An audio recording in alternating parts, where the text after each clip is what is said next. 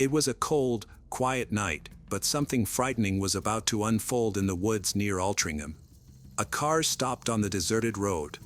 The driver, a 19-year-old, got out and looked around nervously.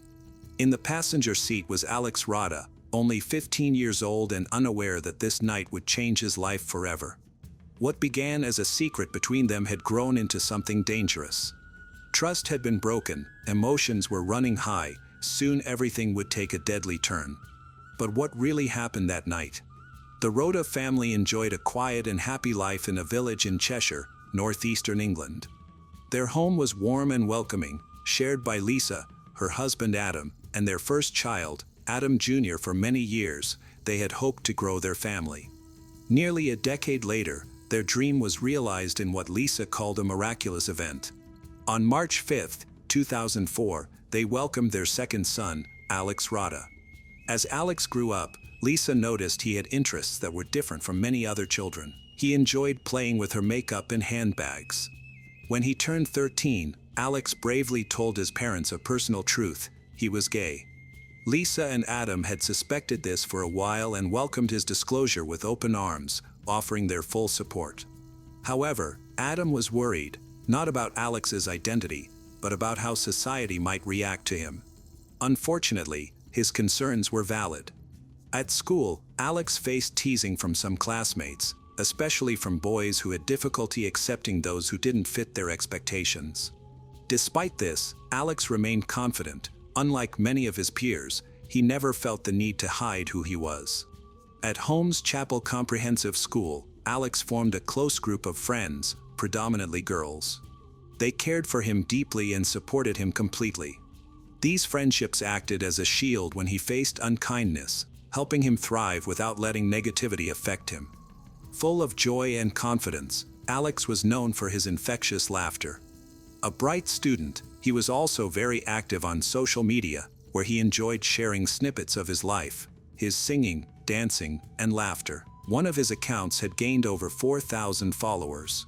He had a uniquely close relationship with his father, one that resembled friendship. By the time Alex turned 15, he had become quite popular, with his phone frequently buzzing with messages from friends and admirers. However, one message he received one evening particularly caught his attention. It was from Matthew Mason, an older boy known for his mysterious online presence. Something about it made Alex pause. Matthew was a 19-year-old from the neighboring town of Ollerton. He grew up in a wealthy and religious family, living on a large estate valued in the millions. Every Sunday, they attended church together. At school, Matthew was known for being composed. Like Alex, he graduated from Holmes Chapel Secondary and went on to study agricultural engineering. He was a member of the Young Farmers Organization and worked part-time as an apprentice mechanic. In his spare time, he enjoyed fishing with his father, with whom he had a strong bond. At that time, Matthew was also dating a girl named Caitlin Lancashire. In October 2019, Alex shared with Georgia, one of his closest friends, that he had been receiving messages from Matthew. Georgia was surprised because she had known Matthew from school and had never seen him show any interest in men or suggest that he was bisexual. The situation felt strange. Alex and Matthew were from completely different backgrounds. They had never associated with each other socially. Without social media, they might never have met. Georgia warned Alex to be cautious. However, as the messages kept coming, Alex began to feel excited. He added Matthew as a friend on a social media platform, and their conversations quickly became more frequent. For Alex, this felt like the start of something special, his first experience with love. He had never been in a relationship before, and it was exhilarating, as if he was entering a whole new world. Initially, Alex and Matthew's exchanges were light, casual, but over time, they grew flirtatious and more intimate. Matthew complimented Alex's looks. Soon they began sharing photos. One night, after drinking too much at a bar, Matthew made a poor choice. He sent Alex an explicit photo of himself. Alex's friends noted that he often didn't understand the seriousness of situations, seeing them as jokes. Because of this, he viewed Matthew's message as part of a playful flirtation. Things became more serious when Matthew sent a video of a compromising nature. As their online relationship grew, Matthew proposed they meet in person and offered to pick Alex up, but Alex declined, saying his father wouldn't allow it. Despite this, they continued to exchange hundreds of messages. Wanting to know more about Matthew, Alex looked into his social media accounts, only to discover that Matthew was already in a relationship. This revelation filled Alex with frustration and doubt, making him question everything between them. Determined to find out the truth, Alex messaged Matthew's girlfriend, Caitlin, the girl he had seen in several of Matthew's posts. On November 3rd, Alex asked Caitlin if she was dating Matthew. When she confirmed it, Alex revealed that he had been secretly involved with Matthew for the past 2 to 3 weeks. Caitlin was stunned. Alex shared details of their explicit conversations and explained that he only learned about Matthew's relationship after investigating him online. According to media reports, jealousy was a significant factor in Alex's actions. An hour after speaking with Caitlin, Alex confronted Matthew, informing him that he had told Caitlin the truth. Alex's frustration was evident as he accused Matthew of being deceptive, both to Caitlin and to him. He insisted that Matthew needed to be honest because Caitlin deserved it after 2 years together. But Alex had already made the decision to reveal the truth himself. Matthew, who came from a strict religious background, was extremely afraid of his secrets getting out by Alex. In a panic, he denied any accusations to Caitlin and called Alex a liar. This marked a troubling change in the relationship between Alex and Matthew. Feeling trapped, Alex threatened to leak an explicit photo he had of Matthew. Reports indicate that later that same day, Matthew made Alex a beneficiary on his bank account and transferred over £50 to him. By this point, Caitlin had already ended her relationship with Matthew. Despite their issues, on November 9th, Alex and Matthew met in person for the first time and became physically involved. Their secret relationship continued over the next 2 weeks. While everything seemed fine to outsiders, the payments to Alex didn't cease. Matthew was not ready for the truth to surface, but everything came to a head on December 12, 2019. After weeks of threats and pressure, Matthew lost control. On that cold, rainy night, he picked Alex up from his home and drove him to a remote forested area near Altrincham, claiming they were going to have another intimate encounter. However, once they arrived, Matthew violently attacked Alex with a wrench he had brought along. After committing this brutal act, Matthew drove to a friend's farm, hoping to destroy any evidence linking him to the crime. To create an alibi, he then casually went to 2 different bars, meeting friends for drinks as if nothing had happened. At one bar, he took a selfie and shared it on social media, further emphasizing his facade of a typical night out. Later, he even took a picture of himself smiling in bed, with his bare torso showing, which he sent to Caitlin to strengthen his alibi. In the middle of the night, he discovered Alex's phone on the passenger seat of his car. Aware of the damaging information it contained, he quickly disposed of it. As the night went on, Matthew returned to the forest. He attempted to move Alex's lifeless body to the roadside and tried to lift him into his Renault Clio. However, after several unsuccessful attempts, he abandoned the body there and walked away. Alex's parents were becoming more and more worried about his disappearance. After they were unable to contact him, they reported him as missing. Soon, the police, friends, and family were all frantically searching for him. A police officer from Cheshire texted Matthew, asking him to reach out regarding Alex's disappearance. By morning, the stark reality emerged. Garbage collectors stumbled upon Alex's severely disfigured body, found half-naked and bearing multiple wounds. When law enforcement arrived at the forest crime scene, they discovered that Alex had endured at least 15 blows to the head, in what officials labeled a brutal and ruthless attack. A witness had unknowingly implicated him the night before. A photo of a vehicle parked by the roadside was taken, and when the police traced it, they linked it to Matthew. On November 13th, just before noon, officers arrested him on a highway nearby. Despite his efforts to remove the evidence, dried blood was still evident on his car.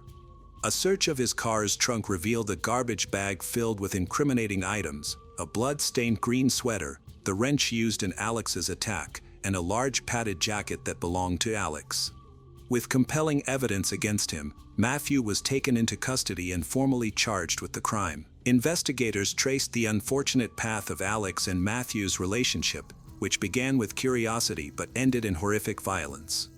Their online interactions often focused on money, culminating in a crucial conversation moments before Alex's violent death. Records indicate that after an initial payment, Matthew had sent Alex a total of £1,270, supposedly for their meetings and to guarantee his silence. The final payment of £100 was sent just 5 days before the murder. As the investigation continued, unsettling new information came to light. Matthew's internet search history revealed his disturbing mindset. He had looked up methods to kill someone. His searches included queries like what happens if you push someone down the stairs, as well as information on poisons and unsolved missing person cases in Cheshire. One of Alex's friends mentioned that when Matthew first contacted Alex to set up their last meeting, Alex was excited. However, after a second phone call, he started to feel uneasy. Alex even texted his friend, questioning whether it was odd that the meeting was in a secret, special location. By that time, Alex sensed that something was wrong. Despite his concerns, he ultimately decided to go, likely because he needed the money. Moments after entering Matthew's car, Alex shared one final image on his social media story. It was a simple photo of the car's interior with a small heart emoji at the bottom. This was the last message Alex ever posted. His closest friends, who often discussed his new relationship with him, grew increasingly concerned over time, particularly because he kept asking for more money. At one point, Matthew told Alex that he was having financial difficulties and could no longer send Alex money. However, shortly after that, he transferred nearly £700 to Alex. Alex's friends, whose names are kept confidential for legal reasons, later informed the police that they were aware of the wrongdoing and had expressed their concerns to Matthew. Despite their advice, Alex decided to continue with his actions. The trial started on January 25, 2021, at Chester Crown Court. The jury learned that the two individuals had only known each other for a few months but had been involved in a secret and illegal relationship during that period. Under English law, a relationship between a 15-year-old and a 19-year-old is considered unlawful because the age of consent is 16. This means that any intimate activity involving someone under 16 is strictly prohibited, regardless of their willingness. During his testimony in court, Matthew acknowledged hitting Alex with a wrench but sought to explain his actions by saying he lost control due to being blackmailed by Alex.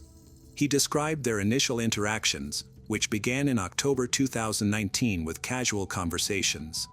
Over time, however, Alex reportedly started sending late-night messages that included personal and suggestive inquiries, such as whether Matthew was clothed. He also claimed that Alex had attempted to attack him prior to his death. Matthew mentioned that he was struggling financially and had lost friends, family as a result of the situation. Although he did not clearly specify what the payments were for, he insisted that he was under immense pressure.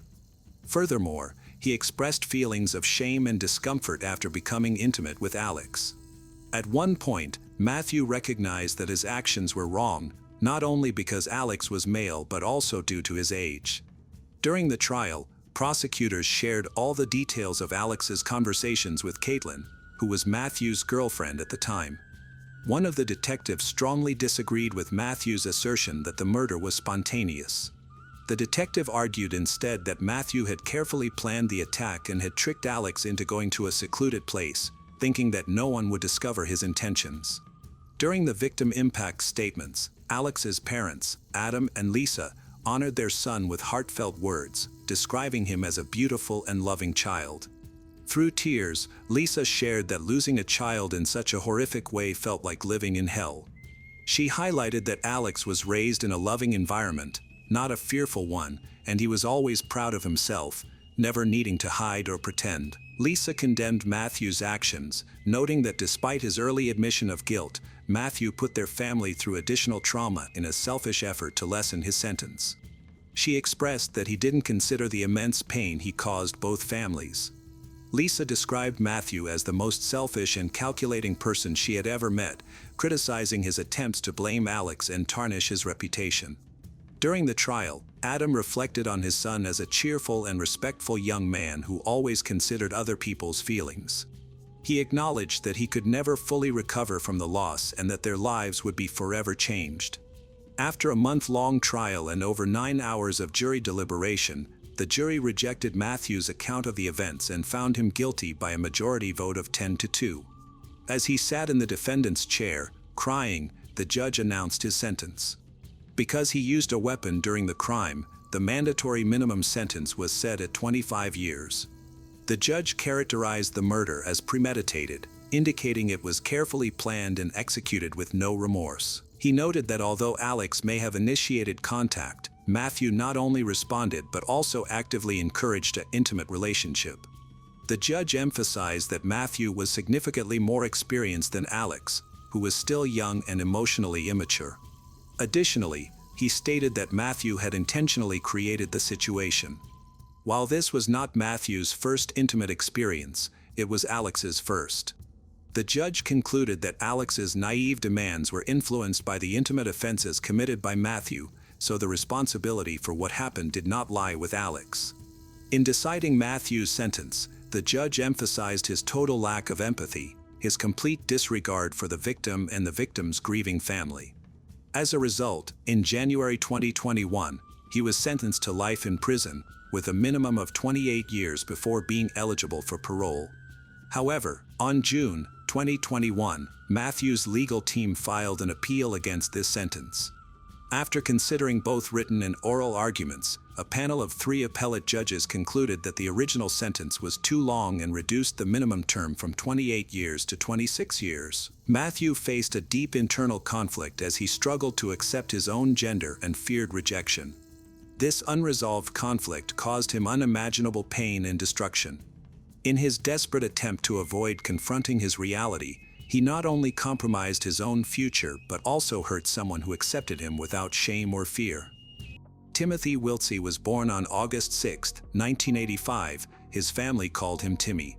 By 1991, when he was 5 years old, he lived with his mother, Michelle Ludzinski, in the small town of South Amboy, New Jersey. On Memorial Day weekend, which also marked the end of the school year, Timothy and Michelle went to a carnival at an amusement park in the nearby town of Sayreville. On May 25, 1991, Michelle's 14-year-old niece, Jennifer Blair Dilcher, and her mother came to visit. However, their plans changed, and they could not go to the carnival together. Michelle and Timothy arrived at the park around 7 p.m. Michelle bought several tickets for the rides, and then they walked over to a soda machine. While she turned away for a few minutes to pay for the drinks, Timothy disappeared. Jennifer was supposed to be picked up by her mother's friend, who was her babysitter. They arrived 15 minutes late and found Michelle frantically looking for her son. As soon as she saw Jennifer and the nanny, Michelle explained that she had been momentarily distracted. Now her son was missing. The group decided to split up and search for him. Jennifer and her nanny quickly found a police officer in the park and asked for assistance. Meanwhile, Michelle spoke to the officer, describing her son Timothy as wearing a tank top, shorts, and sneakers with Teenage Mutant Ninja Turtles on them. She filed a report about Timothy's disappearance, prompting the officer to start searching the park. The celebration was paused, and the area was cordoned off for a thorough investigation. That evening, the search area widened to include nearby forests and beyond. Finding Timothy quickly was proving difficult.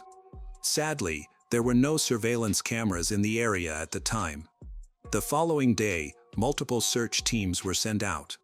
The local authorities provided a helicopter and a team of divers to check 2 nearby ponds. Hundreds of volunteers joined the search and rescue efforts, covering a large area. Many law enforcement officers worked alongside them in the park and its surroundings over the next few days, but they were unable to locate Timothy. During this difficult time, Michelle's family supported her. According to her father and sister, she appeared to be a devastated mother. Michelle never imagined that such a tragedy could happen to her. Just a few weeks earlier, she had bought a graduation dress for her child's kindergarten ceremony. They were getting ready for the celebration and planning a trip to visit Michelle's sister in Florida for the holidays. Everything seemed normal. Despite facing financial challenges, Michelle did not want to rely solely on government assistance. She continued to work and received some support from her family. George Wiltse, the boy's father, had no relationship with him. Michelle met George after she dropped out of school. She initially lived with her parents on Long Island before choosing to start a family with him. They dated for about 3 years and then moved to New Jersey. While in New Jersey, Michelle became pregnant and gave birth to Timothy in 1985, with George being 18 and Michelle 17 at the time. They decided to expand their family, but eventually moved to George's home state of Iowa. Unfortunately, they struggled to create a stable life together. 6 months after the move, Michelle returned to New Jersey, first living with her sister and her husband. Later, she moved into a rented apartment with Timothy and cut all ties with George. Michelle didn't reveal why she and George broke up, but she prevented him from seeing their son afterward. George didn't provide child support, and Michelle rejected his assistance. She even sent back all the items he mailed for their son. People who knew them suspected that banned substance use might have played a role in their breakup, and George had physically assaulted Michelle at least once. George, however, argued that Michelle longed for New Jersey and her family, which led her to distance herself from him. In the spring of 1991, Michelle, a 23-year-old single mother, was raising her 5-year-old son on her own. She was the only provider for both of them and was determined to create a stable life, which meant she often had to switch jobs. However, her limited education made it difficult to maintain consistent employment. Over time, she worked as a legal assistant, a secretary, and in various retail positions, sometimes juggling 2 jobs at once. Her father helped by sending her money for housing, which was crucial for their survival.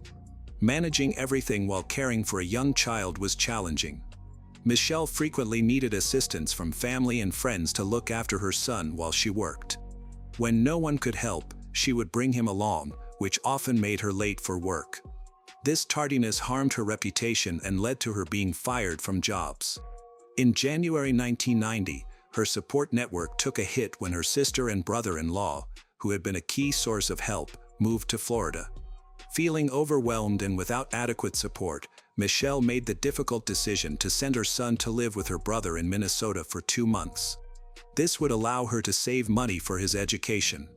Many people who knew Michelle described her as a dedicated mother who devoted all her free time to her son, ensuring he had everything he needed. They often went hiking together and worked on school preparations at home.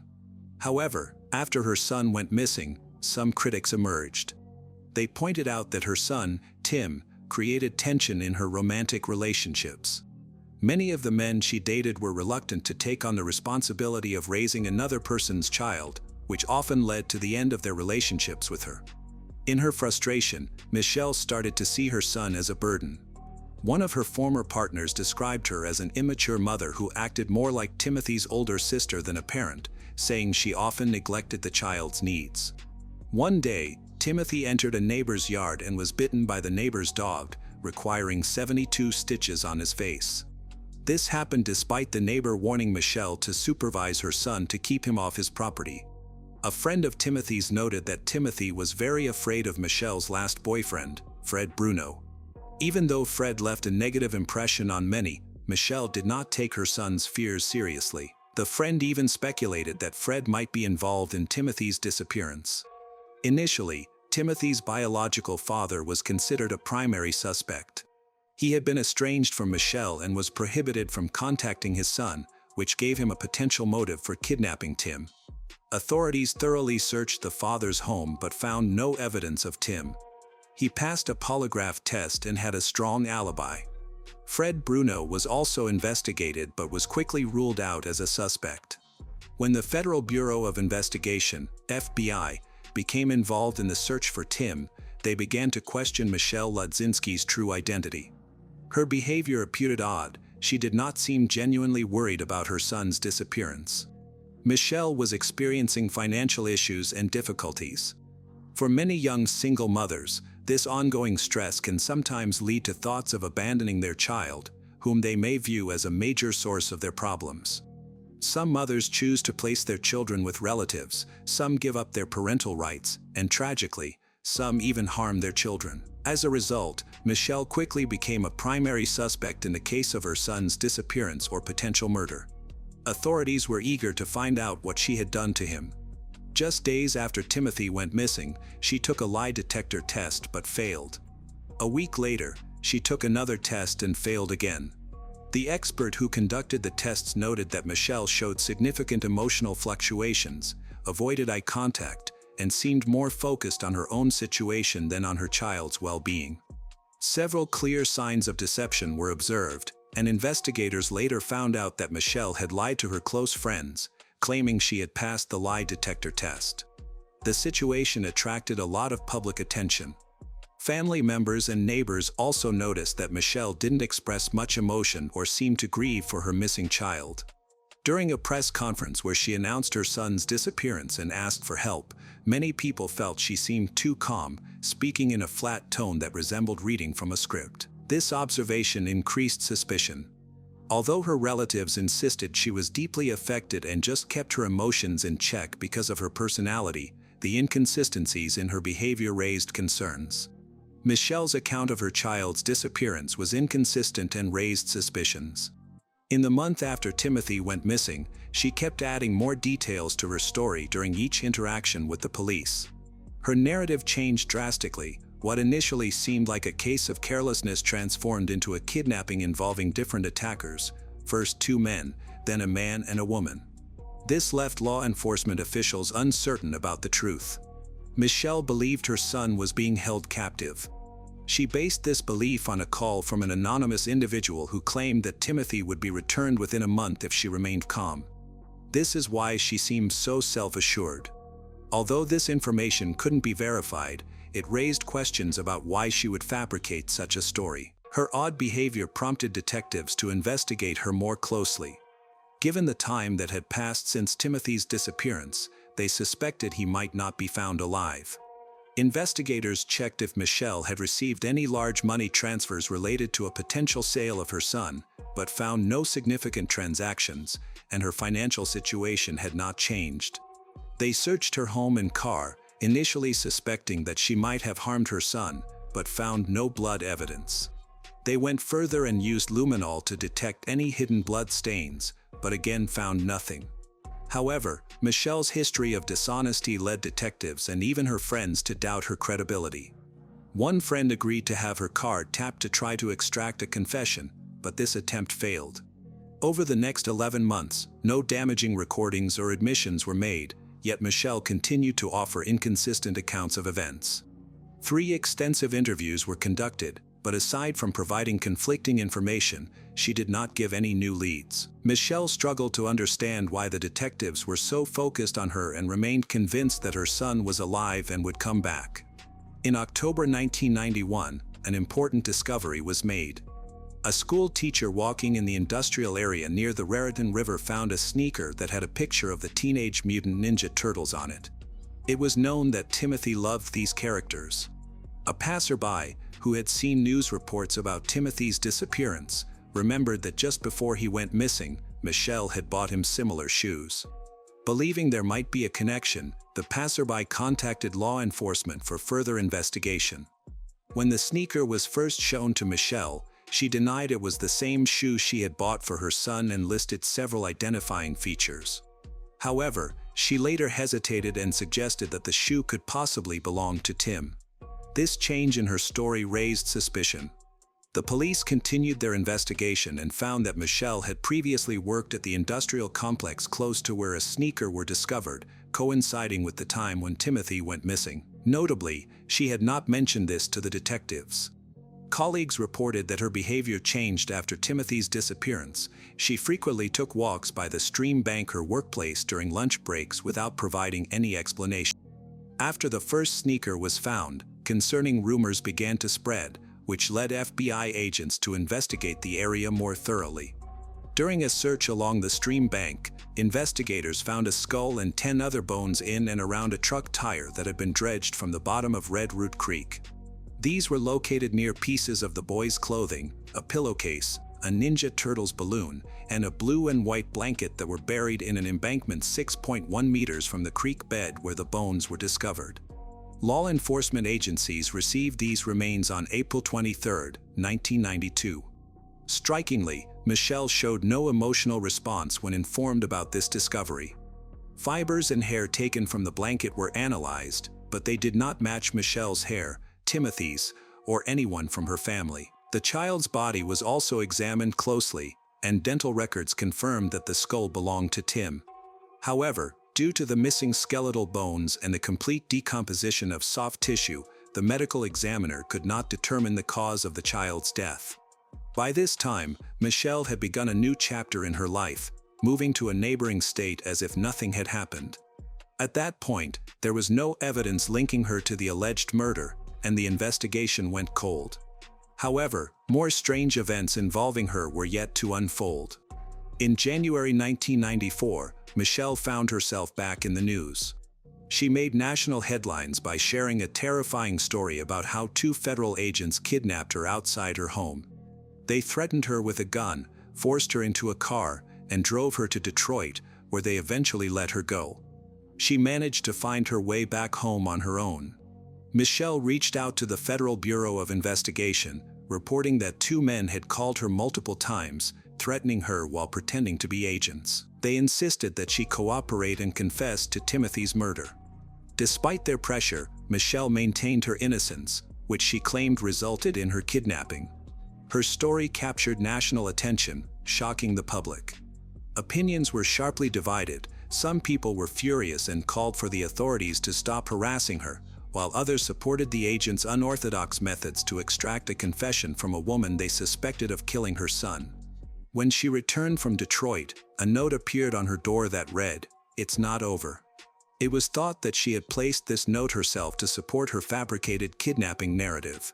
Michelle admitted to faking her own kidnapping by taking a bus to Detroit but refused to discuss her conflicting accounts of Timmy's disappearance any further.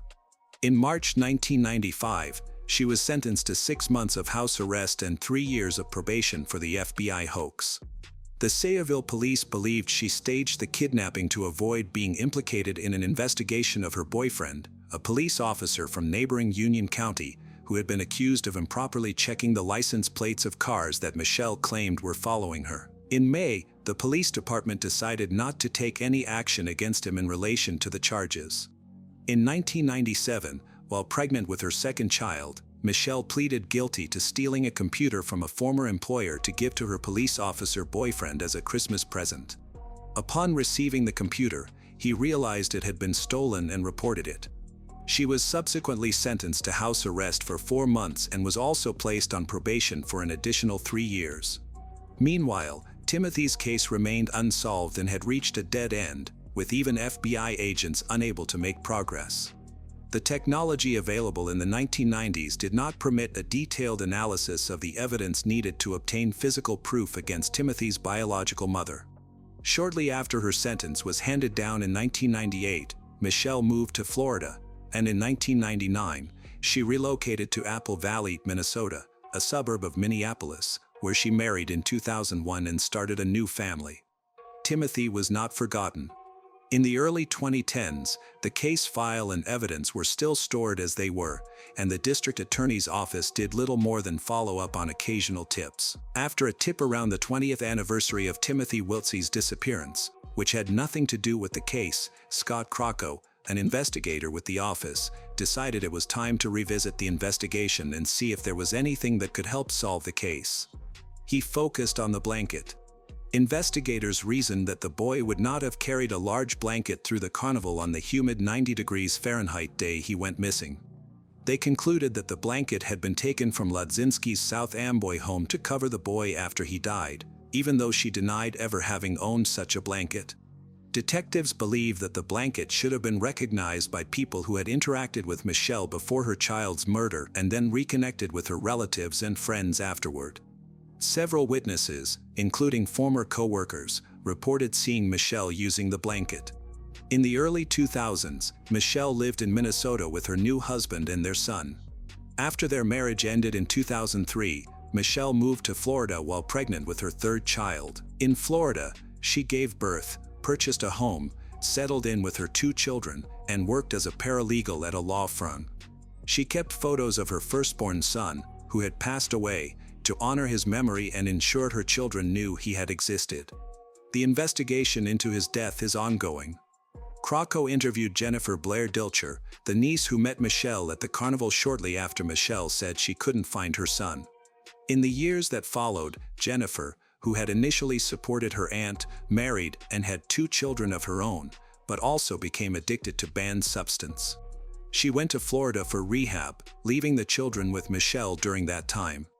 While Jennifer was in the program, Michelle and Jennifer's mother decided that Jennifer's condition was serious enough that they could not return the children after she completed the program, so they placed them with Jennifer's mother-in-law, whom Jennifer greatly disliked. It took Jennifer some time to regain custody of the children, and she considered Michelle's decision a betrayal. At Krakow's behest, Jennifer began contacting her aunt on Facebook about the case, hoping that Michelle might confess or make some incriminating statement. After being unsuccessful, Krakow showed Jennifer blankets, pillowcases, and a red jacket.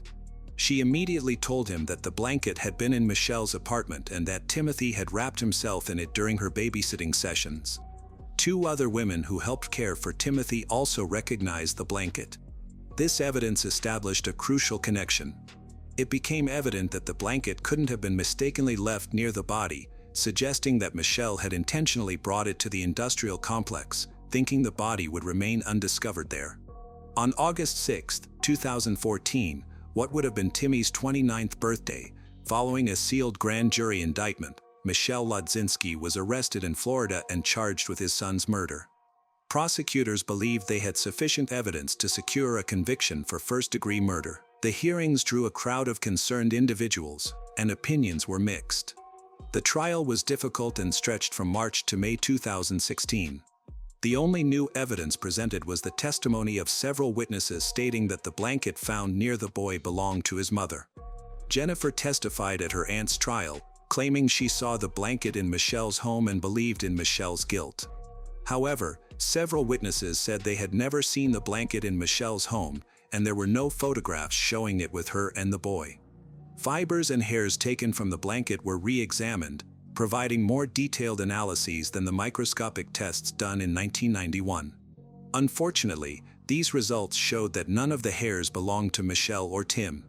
Additionally, the prosecution pointed to Michelle's strange behavior. Her inconsistent statements and her calmness when discussing Timothy seemed to suggest her involvement.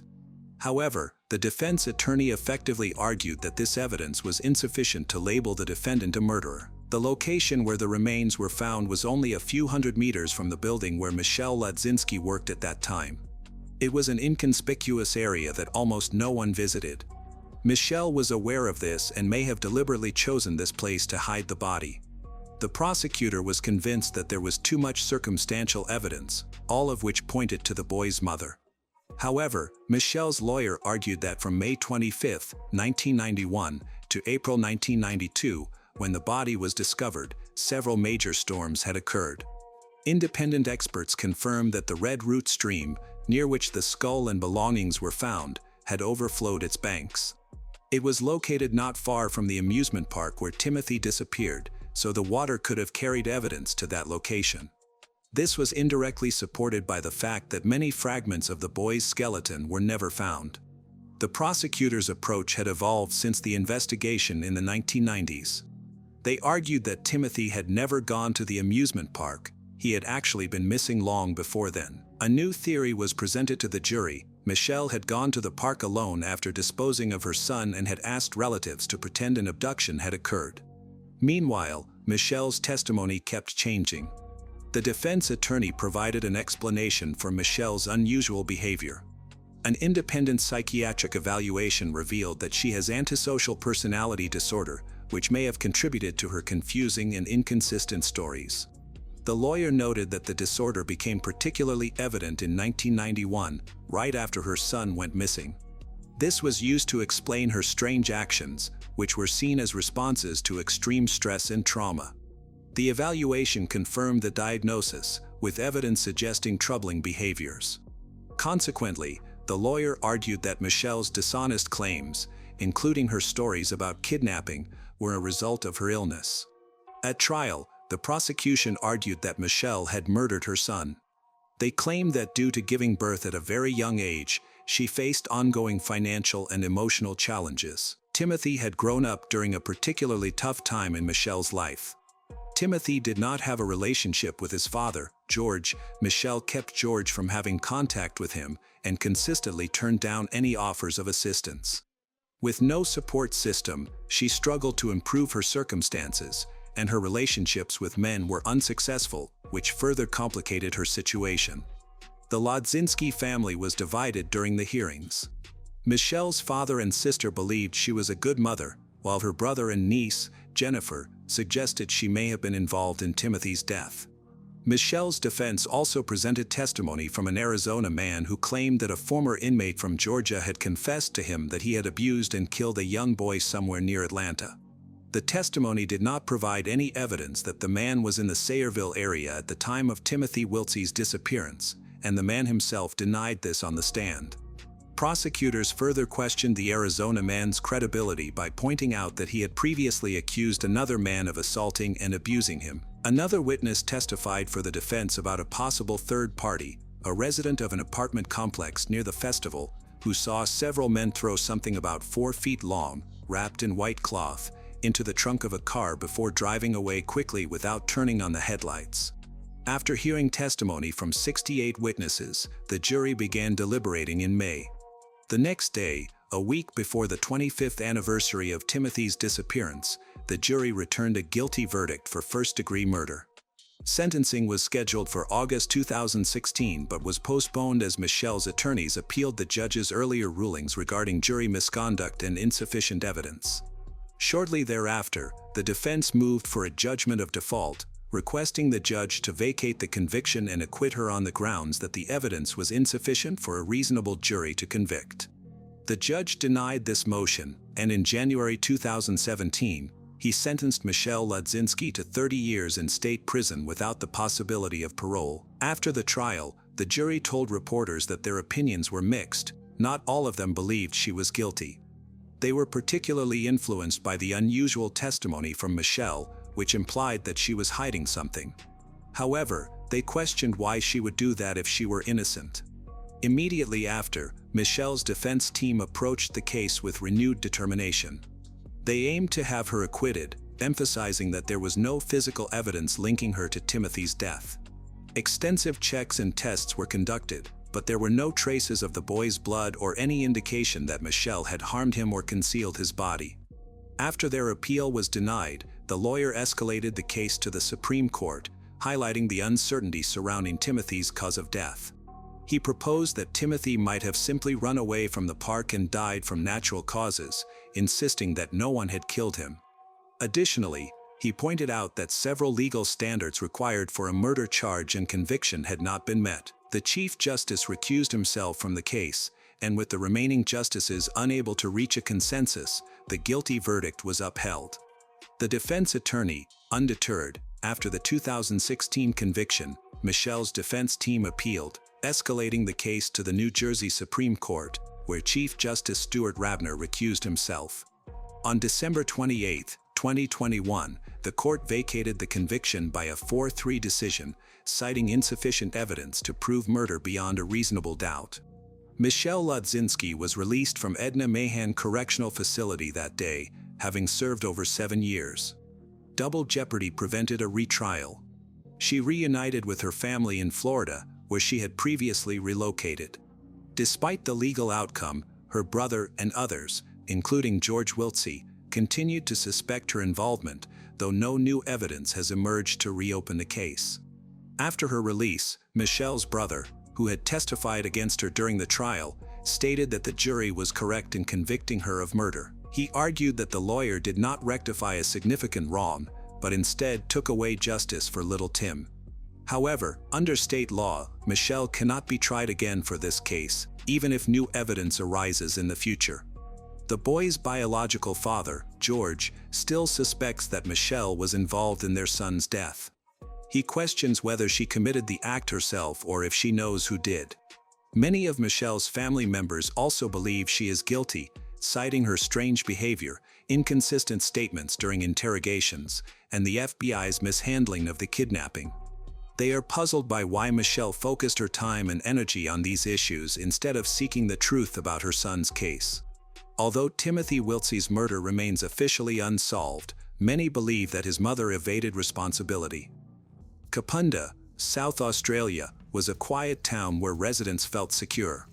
Inside the Rowe family home, it appeared calm, the lights were off, the house was silent, and the family was asleep. However, just after midnight, a violent struggle ensued. An intruder had entered the house, and in moments, the Rowe family's home became a scene of terror. The next morning, everything appeared normal from the outside. The house seemed unchanged, and nobody was aware of the events that had transpired just a few hours earlier. It would take several days for neighbors to become concerned and to recognize that something was seriously wrong. What happened that night? In 2010, the small town of Kapunda in South Australia was a place where everyone knew each other, life was calm and relaxed. One notable family in the community was the Rowes, who lived a simple but fulfilling life. The father, Andrew Rowe, had moved from England to Australia with his family when he was 3 years old. They settled in Adelaide. As a child growing up in the suburbs, Andrew was friendly and had a passion for fishing trips with his dad. His laid-back personality made him approachable and likable to those around him. As a young man, Andrew met Rose, a lively and cheerful woman who was just a year younger than him. They connected immediately and soon became inseparable. In 1985, they married in a small ceremony with close friends and family. Their happiness grew with the birth of their son, Christopher, in 1987, and later their daughter, Chantel, in 1994. They then started a carpet cleaning business that quickly thrived, giving them financial security. By 2010, Christopher had moved out and was living with his girlfriend nearby, while 16-year-old Chantel was managing both school and a part-time job at a local cafe. That year, Chantel encountered an unexpected challenge. She found out she was pregnant. Despite the obstacles ahead, she was determined to create a future for her child, with her boyfriend, Dylan, providing steadfast support. Life in the Rowe household continued normally until the night of November 8, 2010. Events that unfolded that night would deeply shock the town and lead investigators to search for answers in one of the most brutal crimes the region had ever experienced. After midnight, an intruder broke into the Rowe home and committed a violent massacre. The crime scene was horrifying, with blood covering the floors, walls, and ceiling. Surprisingly, it took 2 days for anyone to notice that something was wrong. Concerned neighbors, disturbed by the unusual silence and lack of activity from the Rowe home, decided to investigate. Looking through the windows, they were met with a shocking sight. Andrew and Rose were found dead in the kitchen, their bodies severely mutilated.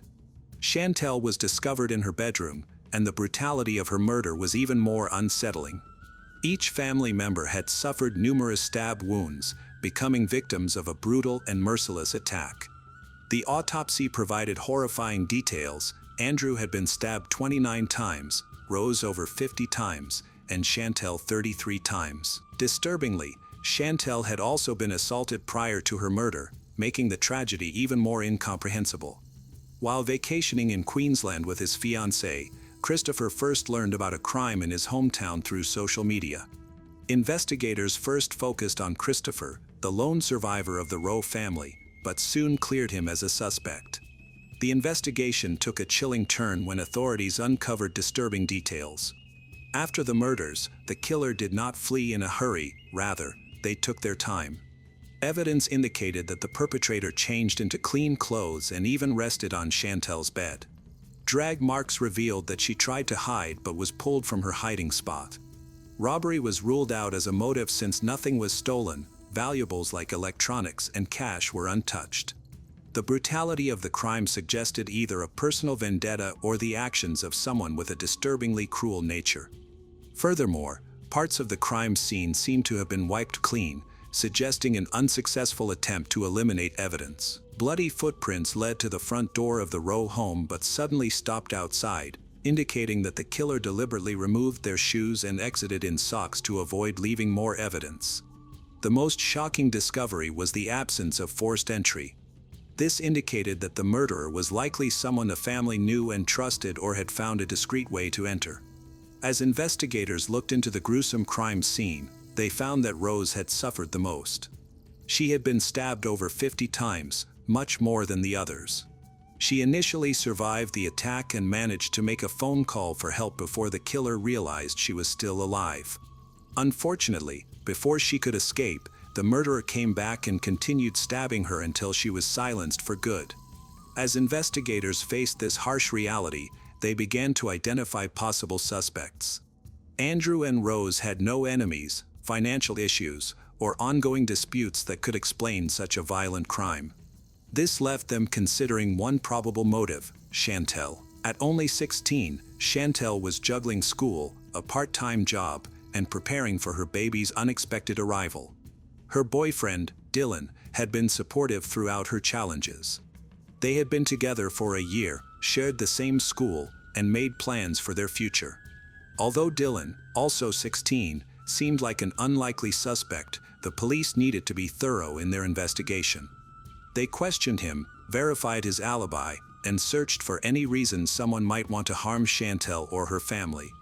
Dylan cooperated fully from the beginning. Heartbroken, he candidly expressed his love for Chantel, their hopes of raising their child together, and how the news of her murder had devastated him. He had a strong alibi, as he was celebrating his grandfather's anniversary in another city, with numerous witnesses to confirm his presence. With Dylan eliminated as a suspect, the investigation faced another frustrating standstill. However, the police had a significant asset: the killer's DNA. Forensic teams had gathered samples, including seminal fluid, which could lead directly to the murderer. Yet, when they checked it against the national database, they found no match, indicating that the perpetrator had no previous criminal history. Another important detail came to light: the murder weapon was one of the knives from the Rose kitchen. This indicated that the attack might not have been planned in advance, but rather a spontaneous act of violence.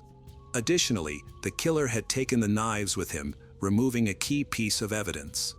The estimated time of death was between midnight and 2 a.m. A neighbor later revealed they heard Rose scream for help around 1 a.m., followed by a loud thud, but assumed it was just a heated argument and did not call the police. With few clues and no obvious suspects, investigators reached out to the public for help, hoping to make progress. They received numerous tips, but most were misleading, consisting of wild theories, hoaxes, or leads that went nowhere. Just when it seemed like the investigation had stalled, Dylan remembered something important. The night before Chantel's murder, she had been unwell. She had a fever and had called her boss to inform them that she wouldn't be coming to work the next day. At precisely 5 a.m., Dylan texted her to check on how she was feeling. His message was read, but there was no response. Unbeknownst to him at the time, Chantel had already been dead for several hours, and it was someone else in the house who had read his message. The most frightening discovery followed. The killer had attempted to reply to Dylan's message, but since Chantel's phone had no credit, the message did not go through. This was a failed effort to make it look like she was still alive. With this unsettling clue, detectives began to investigate Chantel's social circle, looking for anyone who might hold a grudge. They soon encountered Jason Alexander Downey. Jason was part of the same school group as Dylan but hardly knew Chantel. He appeared innocent, of average height, thin, and quiet. Detectives started with the intention of asking Jason a few standard questions and moving on. However, as the interview progressed, his behavior became concerning. Instead of responding straightforwardly, he appeared nervous and avoided direct answers. Unexpectedly, he also claimed to have an alibi for the night of the murders, even though no one had inquired about it. The contradictions in his statements were quite troubling. Investigators collected fingerprints and DNA samples from Jason for comparison. He complied readily, showing an unusual calmness that momentarily led them to question their suspicions. However, they soon noticed several recent cuts on his palms. When asked about them, Jason attributed the injuries to an accident at a machine shop, but the wounds appeared too clean and precise, resembling injuries from gripping a knife. Forensic experts quickly found the answer. Jason's fingerprints matched those found on Chantel's bedroom door exactly. The belief that the murderer needed to be big and strong was incorrect. Jason, who was thin and seemed harmless, had overpowered 3 individuals in a sudden outburst of rage. Even more alarmingly, he deceived almost everyone around him. He even went to Chantel's memorial, laid down flowers, and pretended to mourn with her family and friends. Originally from Scotland, Jason had relocated to Kapunda with his mother and older brother. While his life appeared normal on the outside, there was a much darker side hidden beneath the surface. Chantel and Jason were never really close. She was polite to him, didn't dislike him, but she also didn't have any strong feelings for him. To her, he was just another member of the group. In contrast, Jason's feelings toward her were more intense. He had previously tried to show interest in Chantel, but she had rejected him. When he learned that Chantel was pregnant with Dylan's child, it triggered his jealousy. Jason's obsession had become overwhelming, and on the night of November 8th, his emotions hit a peak. When police first questioned Jason after his arrest, his unnerving calmness surprised the detectives. He denied any involvement, speaking with a disturbing confidence as if he could dismiss the growing evidence against him. He claimed that his fingerprints at the row home were from a visit several weeks prior, but that was not the only untruth. Forensic analysis showed that Jason's DNA was found on Chantel's body. When confronted with this evidence, he told an implausible story, insisting that he and Chantel had been intimate during his last visit. However, the science was clear: DNA cannot stay viable on a body for weeks, it had to be recent. During the interrogation, Jason eventually broke down and shared a troubling account of the events from that night. Earlier, he had a fierce argument with his mother and stepfather, which left him feeling frustrated and angry. As a result, he decided to sleep in his car. However, after learning from Dylan that Chantel was homesick and vulnerable, his feelings for her took a disturbing turn. What began as a simple plan to drive past her house turned into something much more alarming. He parked his car at the end of the street, out of sight, and approached her home. The house was dark and quiet, except for one bathroom window that was ajar. Being thin and agile, Jason managed to slip through the small opening easily. Once inside, he waited in the bathroom for nearly half an hour, listening to ensure that the house was completely silent. He later claimed his only purpose was to confess his feelings to Chantel, but this raises questions. If that were true, why did he bring a kitchen knife with him before entering her bedroom? The investigators quickly recognized that Jason was not being honest. He hadn't come to share his feelings, he wanted to manipulate Chantel. As soon as he entered her room, she sensed something was wrong. When she pushed back against him, it triggered his anger. In a blind rage, Jason grabbed a knife and attacked her, stabbing her multiple times. The noise alerted her parents, who rushed to help, but Jason, now completely engulfed in violence, turned the knife on them as well, brutally killing both. Later, Jason attempted to argue that his actions were a crime of passion, but the evidence pointed to something much more sinister: premeditation. As the police investigated further, they uncovered more incriminating evidence. They found a pair of bloodstained shoes left in a remote location. The DNA on them matched all 3 victims. The shoe prints also matched the bloody footprints at the crime scene. Additionally, Jason's sweat was discovered inside the shoes, adding to the evidence against him. Although he occasionally cooperated, offering to lead detectives to where he supposedly discarded the murder weapons, those weapons were never found. The police believed he was trying to manipulate the investigation and buy time, even as more evidence piled up against him. By the fall of 2011, almost a year after the murders, Jason Alexander Downey was on trial. Throughout the trial, he remained strangely emotionless, frequently changing his statements but never expressing genuine remorse. He claimed to have no memory of killing the Rowe family, even though there was strong forensic evidence proving his guilt. A particularly disturbing detail came to light during the trial. After the murders, Jason took Chantel's pendant and chain as a twisted trophy, serving as a grim reminder of the girl who had rejected him. Jason's intense feelings of rejection drove him to commit horrific acts. When he eventually pleaded guilty, it wasn't because he felt sorry, rather, it was a strategic choice to receive a lighter sentence. One investigator remarked, his guilty plea should not be interpreted as remorse. These murders were brutal, premeditated, and shocking beyond comprehension. On April 17, 2012, Jason Alexander Downey was sentenced to life in prison with the possibility of parole after 35 years. If he had not pleaded guilty, he would have had to serve at least 45 years before being eligible for parole. In a last attempt to manipulate the situation, Jason wrote a letter to Chantel's family and friends. In the letter, he expressed regret and claimed he deserved his punishment. However, the sincerity of his apology felt superficial and insincere, similar to a child being forced to say sorry instead of a man who genuinely regrets his actions. For Christopher Rowe, who lost his entire family in a single night, no sentence could ever replace what he has lost. To honor his loved ones, he decided to tattoo their names on his body, a lasting tribute to his parents and sister, who he will never see again. After the tragic event, Christopher stepped away from work to heal from painful memories. When he came back, he struggled to adjust to his previous life.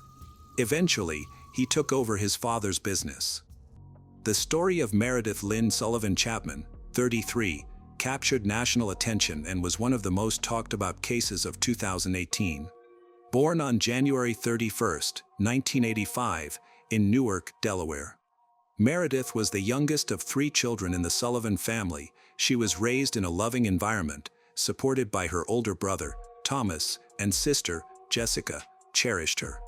The Sullivan family was financially stable, and her parents ensured that their children received an excellent education while also encouraging them to pursue their personal interests and talents.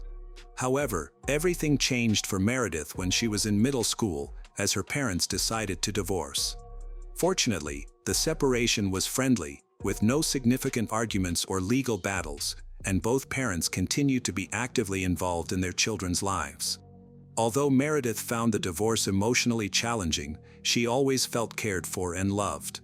Meredith was a kind, outgoing person who easily made friends.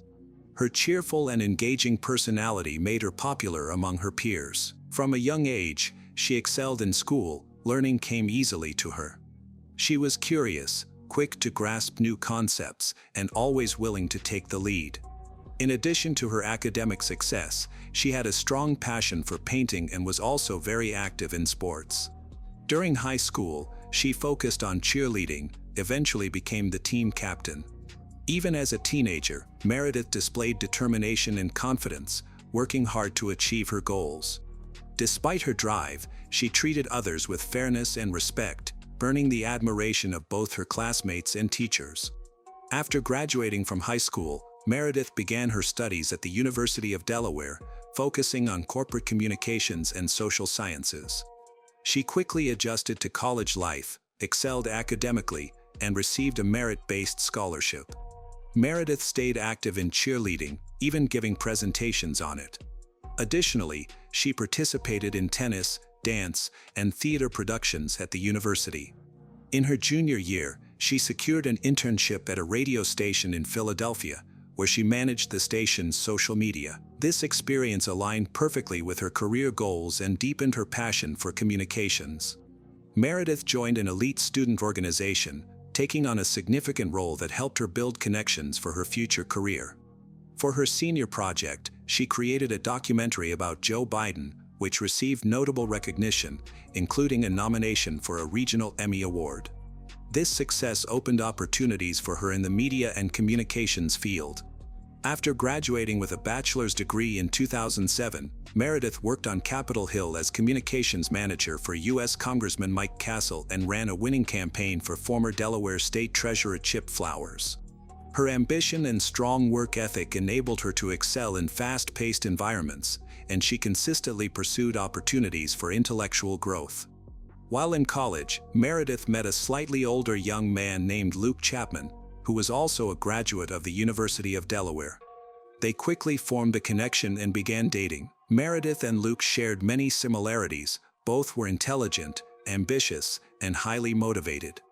Luke, like Meredith, aimed for a career in public service, eventually became a member of the New York City Council. For a period, their professional journeys aligned. They both achieved significant accomplishments in their fields. Meredith and Luke had a good income and, shortly after their wedding, bought a large home in a quiet and upscale neighborhood in Fairfield Crest. They chose to delay starting a family to concentrate on their careers in politics. They also adopted a golden retriever named Indy, whom they cared for with the same dedication that others might show to a child. After several years, Meredith changed her career significantly. She left the field of politics to pursue a career in education. She obtained a master's degree in education and returned to the University of Delaware, her former school, where she began teaching public relations and digital marketing courses. She created strategies for social media engagement and researched new communication methods. In addition to teaching, she participated in various university committees. In 2013, Meredith took on the role of marketing director while still lecturing and publishing academic work. Her colleagues and students held her in high regard, praising her intelligence, professionalism, and unwavering dedication. Luke's career was progressing well. He dedicated long hours to work and took his responsibilities seriously. Over time, he and Meredith became deeply focused on their personal ambitions, resulting in them being home together less and less often. As a result, a noticeable distance formed between them. Although they appeared to have a perfect relationship on the outside, the connection between them had faded. Conversations about starting a family had stopped, and their marriage felt more like a formality than a true partnership. However, neither of them rushed to end the relationship, as their living arrangement was functioning adequately. They cohabited more like roommates than spouses, managing their own finances and daily routines separately. There were no fights or confrontations. In public, they projected an image of happiness. No one in their social circle knew what was really happening behind closed doors. In 2016, Meredith chose to re-enter politics, this time as a candidate rather than an assistant or staff member. Driven and ambitious, she launched her campaign to challenge the current senator for Delaware's 8th District, David Soccola. Her campaign gained momentum, and she had a good chance of winning. Ultimately, she lost by a narrow margin of less than 5%. After the election, Meredith returned to her career in education and focused on advancing her academic work. By 2017, she decided to hire an assistant, specifically a creative director, to oversee marketing efforts. She posted the job online and received numerous applications. Meredith personally interviewed each candidate, but one, a 49-year-old named Mark Gerardo, particularly impressed her. He met all the qualifications for the role in terms of experience and skills. During the interview, he made a positive impression and agreed to start working immediately. At that time, Mark was living in North Carolina but was ready to move for the position. He had been married to Jenner Gerardo, but she stayed behind initially to sell their home and finish other obligations before relocating to join him. Mark proved to be a thoughtful, intelligent, and well-educated person with a strong background in marketing. He exceeded expectations right from the start. He quickly built a good working relationship with his new supervisor, and they found common interests almost immediately. Mark was 16 years older than his young boss. At that time, Meredith had grown emotionally distant from the husband she had been with for nearly 10 years, as both were heavily focused on their careers. Mark's situation was more complex. He had been married for almost 25 years and had remained committed to his wife during that time. As co-workers, they developed a close bond. Their teamwork was seamless, and they had a silent understanding of each other. Mark was dependable, efficient, and skilled. However, beneath their professional connection, a deeper relationship was beginning to form, unnoticed by others. For Meredith, Mark became more than just a trusted colleague. She felt comfortable sharing her personal thoughts and feelings with him, which meant a lot to her. In her busy pursuit of success, she had little time for friends, family, or meaningful conversations. Even her husband felt more like a stranger than a partner.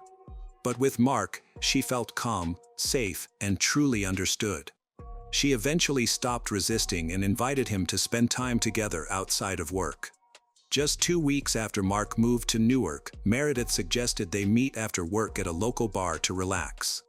She wanted to have a conversation in a more casual setting. That evening, Mark opened up to her and, for the first time, shared his story. Mark Gerardo was born in 1968. His parents were strict and deeply religious, enforcing high standards of obedience and discipline in their large family. From an early age, Mark understood the importance of hard work and performed well in school. When Mark was 18, he met Jen Eyre, who was 16 and working as a waitress at a fast food restaurant. He often visited the restaurant, captivated by the girl behind the counter, but he never mustered the courage to talk to her or share his feelings. Jen Eyre and her family eventually moved to a nearby town, causing her to lose touch with Mark for several years.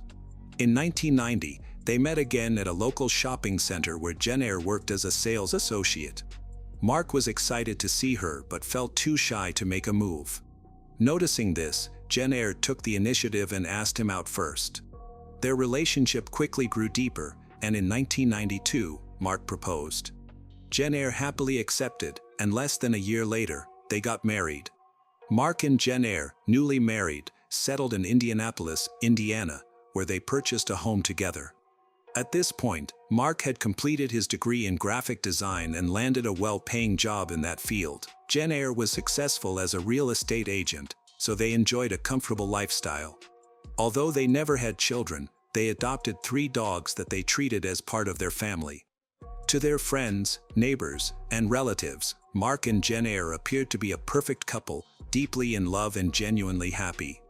They rarely had public disagreements. Their home was known for its peaceful atmosphere. Both were strong, independent individuals with stable incomes and lives. By the mid-2000s, after being together for over 20 years, the Gerardos faced difficulties.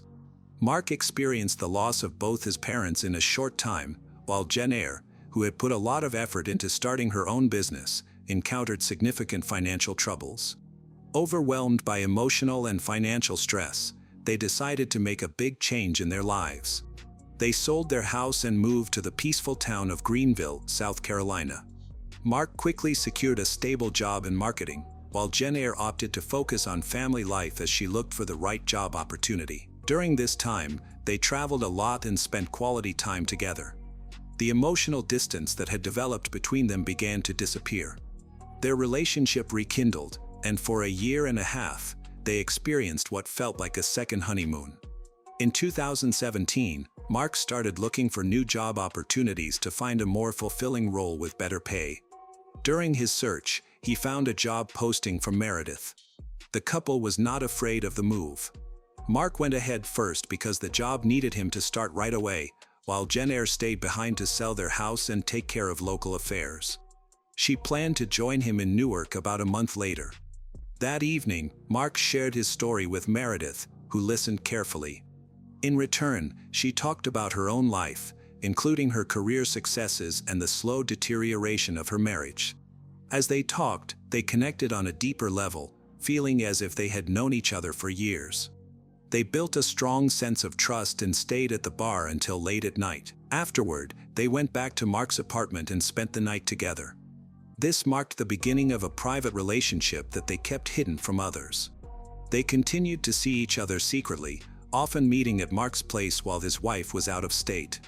For Meredith, starting a romance with Mark didn't pose any real challenges. Her marriage to Luke had long become a mere formality.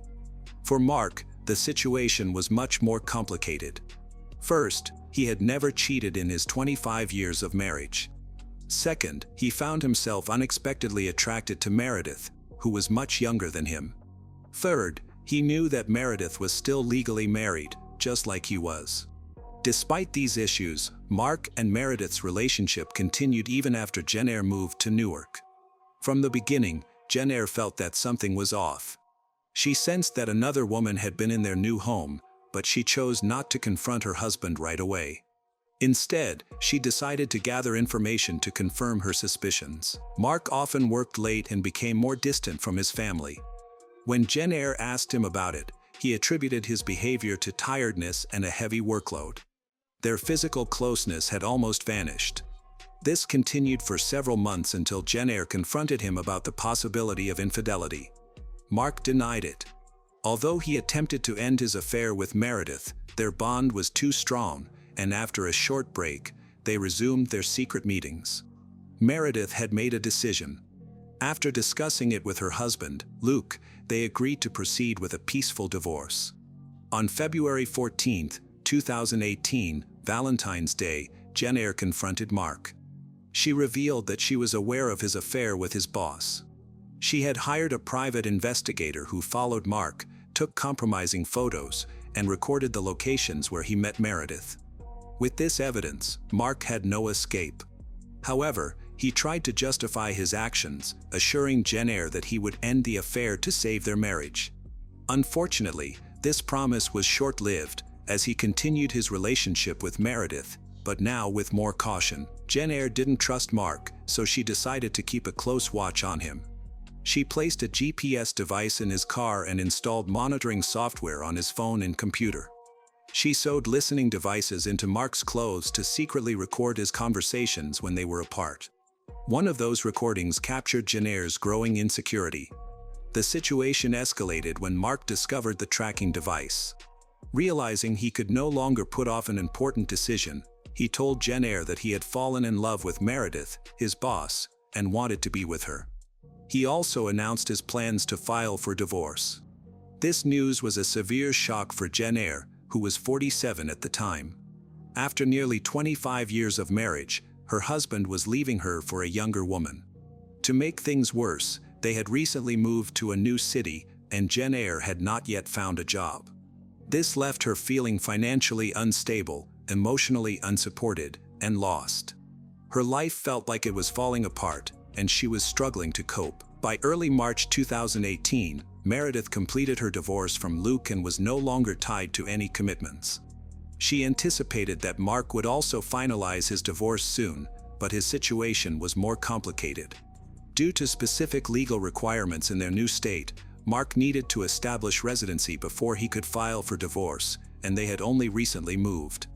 At the same time, Meredith resigned from her job at the University of Delaware. She was about to start a new role as Vice President and Chief Marketing Officer at Villanova University, one of Pennsylvania's top institutions.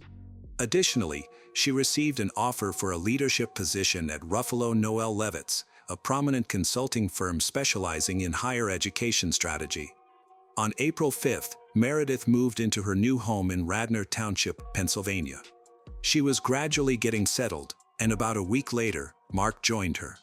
He had also left his previous job and started a new role at Villanova University as Meredith's personal assistant. It felt like a fresh start for the couple, a promising new chapter. They just needed to complete a few final steps to fully embrace this new beginning, but they were unaware that a deadly threat was already approaching. Hurt and betrayed, Jen Eyre began plotting a disturbing act of revenge. On April 23, 2018, Mark and Meredith had plans to meet at a local restaurant to celebrate a fresh start. Before heading to the restaurant, Meredith stopped by her house to change clothes while Mark ordered their meal and waited for her. As time went by, Meredith didn't arrive, and she wasn't answering her phone, making Mark uneasy. Suddenly, he received a series of alarming messages from Jen Eyre, filled with anger and resentment. She wished him endless misery, and then he received a photo that shocked him. It was a picture of Meredith's kitchen. In a panic, Mark abandoned everything and rushed to Meredith's house. When he arrived, he saw her car parked in the driveway. A black Chevrolet was also parked down the street, but Mark didn't pay much attention to it at the time. The lights were on inside the house, and the front door was unlocked. However, as soon as he stepped inside, he was met with silence. He went directly to the kitchen, was horrified to find Meredith, 33, and Jen Eyre, 48, lying on the floor in large pools of blood. It was too late for them, both died from gunshot wounds. Mark screamed and rushed outside. His cries alarmed the nearby neighbors, who quickly called for emergency services. Initially, investigators thought Mark might have been involved in the incident due to his emotional struggles and complicated relationship with Jen Eyre. However, this theory was quickly dismissed. The weapon was discovered under Jen Eyre's body and contained only her fingerprints. Authorities concluded that the act was premeditated, followed by her own self-harm. Before the incident, Jen Eyre had sent several emails to a close friend expressing her intentions to do something drastic. Later evidence showed she had spent around 2 weeks preparing for this. She bought a firearm, rented a car, and collected items for a disguise. Jen Eyre also managed to find Meredith's new address on her own. For an entire week, she observed the couple's activities. Neighbors reported seeing a woman in a wig driving a black Chevrolet and lingering in the area, but she did not seem threatening. Mark also remembered noticing the car but thought it belonged to someone from the neighborhood. Jen Eyre had closely observed Meredith's routine and was aware of when they typically returned home. On the day of the incident, she arrived early, parked her car a few blocks away, and approached their house. She gained entry by breaking a window in the backyard and quietly entered. It is believed her intention was to confront, kill both Mark and Meredith before taking her own life. However, things did not go as planned. Meredith came home alone. Investigators later discovered that Meredith had taken out a life insurance policy valued at $500,000 about a year and a half prior, naming her ex-husband, Luke, as the beneficiary. After the divorce, this designation had not been changed. As a result, Luke Chapman became a person of interest as authorities looked into possible indirect involvement in the case. However, this theory was ultimately ruled out due to insufficient evidence. The investigation took only a few days, and authorities quickly closed the case, concluding that the responsible person was deceased, that there were no other suspects. Mark was exonerated but faced significant public and media scrutiny. Rather than withdrawing, he decided to speak out, giving interviews and appearing on talk shows to discuss the events in detail. A year later, Mark released a memoir detailing his relationships with both women and the circumstances surrounding the tragic incident. He expressed how deeply the experience affected him, noting that he never expected the woman he had been with for nearly 25 years could do something so devastating. While the book became a bestseller and was generally well received, public opinion was mixed. Some critics accused him of exploiting the situation and profiting from the tragedy by sharing his personal story. Meredith's family sued Luke after he refused to return the life insurance money he received after her death. The court ruled in his favor, ordering him to return only 10% of the total amount to her family, as the judge found no malicious intent on his part. Meredith had not expected to die and had not updated her policy before her passing. After she died, her remains were cremated, and her urn was given to her parents. Jen Eyre Gerardo was buried in her hometown of Fort Wayne, Indiana. Many still believe that Mark was also meant to be a victim that night but narrowly escaped a tragic fate. Emily Beatriz Azevedo Sena was born in Várzea Grande, a city in the Brazil state of Mato Grosso. She lived with her mother and her stepfather, who became a father figure to her when she was 6. He worked as a radiology technician at Santa Helena Hospital in the nearby city of Cuiabá. The family lived a modest yet close-knit life. Emily was known for her kind nature, calm demeanor. Classmates and neighbors often described her as a gentle person who avoided conflict. At 16, Emily found out she was pregnant, a surprising discovery that she ultimately accepted. The father was a young partner of similar age. Instead of pulling away, he supported her throughout the situation. They started living together and he actively participated in getting ready for the baby's arrival. He went with Emily to doctor visits, assisted with planning, took part in conversations about names and baby items. Despite their youth, her partner demonstrated a strong sense of responsibility, dedication.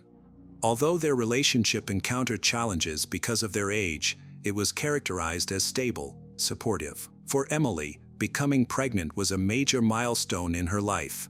She eagerly talked about her future daughter and shared her excitement with family, friends. Her mother and stepfather were very supportive, helping her choose furniture, buy clothes, prepare the nursery. Their home was filled with joy and anticipation. They celebrated the gender reveal twice, once with her partner's relatives and again with Emily's family. Friends remembered how glowing she looked when discussing her journey to motherhood. In another part of Mato Grosso, Natalie Helen Martins Pereira, a 25-year-old married to Christian Albino Cebalho de Arruda, 28, was raising their 3 children, a girl and 2 boys. Natalie worked in public safety, officially employed by the fire department while also taking nursing classes. To others, she seemed organized, responsible. However, beneath this surface, her life was more complicated. Several years ago, Natalie had a medical procedure that tied her fallopian tubes, which prevented her from becoming pregnant naturally. Despite this, she began claiming that she was expecting another child. To support her claims, Natalie created fake medical documents, including ultrasound images, and told others that she was having a baby girl. Christian believed her and shared the news on social media, posted the ultrasound images, even organized a gender reveal party. To make her story seem more convincing, Natalie often posted pictures of herself with what looked like a growing belly or loose clothing and explained her physical appearance as a sign of her impending delivery. In reality, this was all part of a carefully orchestrated and emotionally manipulative lie, a fake pregnancy that relied on fabricated evidence. Natalie not only staged a fake situation but also created an online identity. She joined various online groups for expecting mothers, where she pretended to be a helpful member who often offered items like baby clothes, diapers, and accessories to other moms-to-be. However, there was a catch: the items could only be picked up in person at her house, and the person collecting them had to come alone. This was a deliberate strategy where her online persona was used to make contacts and choose potential targets. No one in Natalie's close circle, neither Christian nor her family, realized that her cheerful demeanor was a meticulously crafted facade. She was intent on making her story a reality, regardless of the consequences. A few weeks before her disappearance, Emily started participating more often in online groups for expecting mothers. She shared her pregnancy thoughts, sought advice, and welcomed support. In one of these forums, she was approached by a user. Her messages were friendly. She offered to donate items for Emily's future daughter, such as clothes, baby blankets, and diapers. This seemed generous, and Emily was genuinely interested. Their conversation soon turned more personal. The user came across as warm and caring, emphasizing her desire to help. When Emily suggested bringing someone with her, like her partner or sister, Natalie became uneasy. She mentioned that her street had many nosy neighbors, and she wanted to avoid attracting any attention. Although her responses were unclear, they didn't raise any major red flags. Emily talked it over with her family and initially decided against going by herself. However, she changed her mind after Natalie offered to send a driver to pick her up, saying the car would be from a ride-sharing service like Uber. On March 12, 2024, around noon, a car came to pick up Emily. However, the driver, as later discovered by investigators, was not affiliated with any ride-sharing service. It was believed that he was either a relative or a friend of Natalie. The car was an ordinary civilian vehicle. Unaware of any potential danger, Emily got in after telling her mother that she would be back soon. She thought the outing would be just a quick trip to collect some donated items before returning home.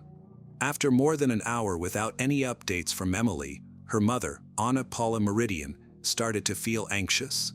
Soon, messages began to come from Emily's phone. However, instead of soothing her worries, the texts only increased her anxiety. Emily claimed she was fine, enjoying a pastry, and would be back soon. Yet, something felt wrong. The language used was strange, overly formal, and didn't match Emily's usual way of writing. Anna quickly realized that someone else must have sent the messages. She attempted to call Emily, but there was no response, and her voice messages went unheard. As her concern grew, the family reached out to friends and acquaintances in hopes of finding Emily. Emily's stepfather was working at the hospital that day. He sensed something was wrong. He knew Emily had intended to pick up some items, and her failure to answer calls made him even more anxious. That evening, the family quickly decided to file a missing person report. At that time, no one knew where Emily was, who the driver was, or where she was headed. The only clue the family had was an online conversation with the woman, who mentioned living in the Jardim Florianopolis neighborhood in Cuiabá. This clue marked the beginning of a search by family members and friends. Worried and desperate, they knocked on doors in the neighborhood, checked the streets, and attempted to call the number mentioned in the messages, but no one answered. Communication had completely stopped. Emily's phone was still on, but she wasn't answering.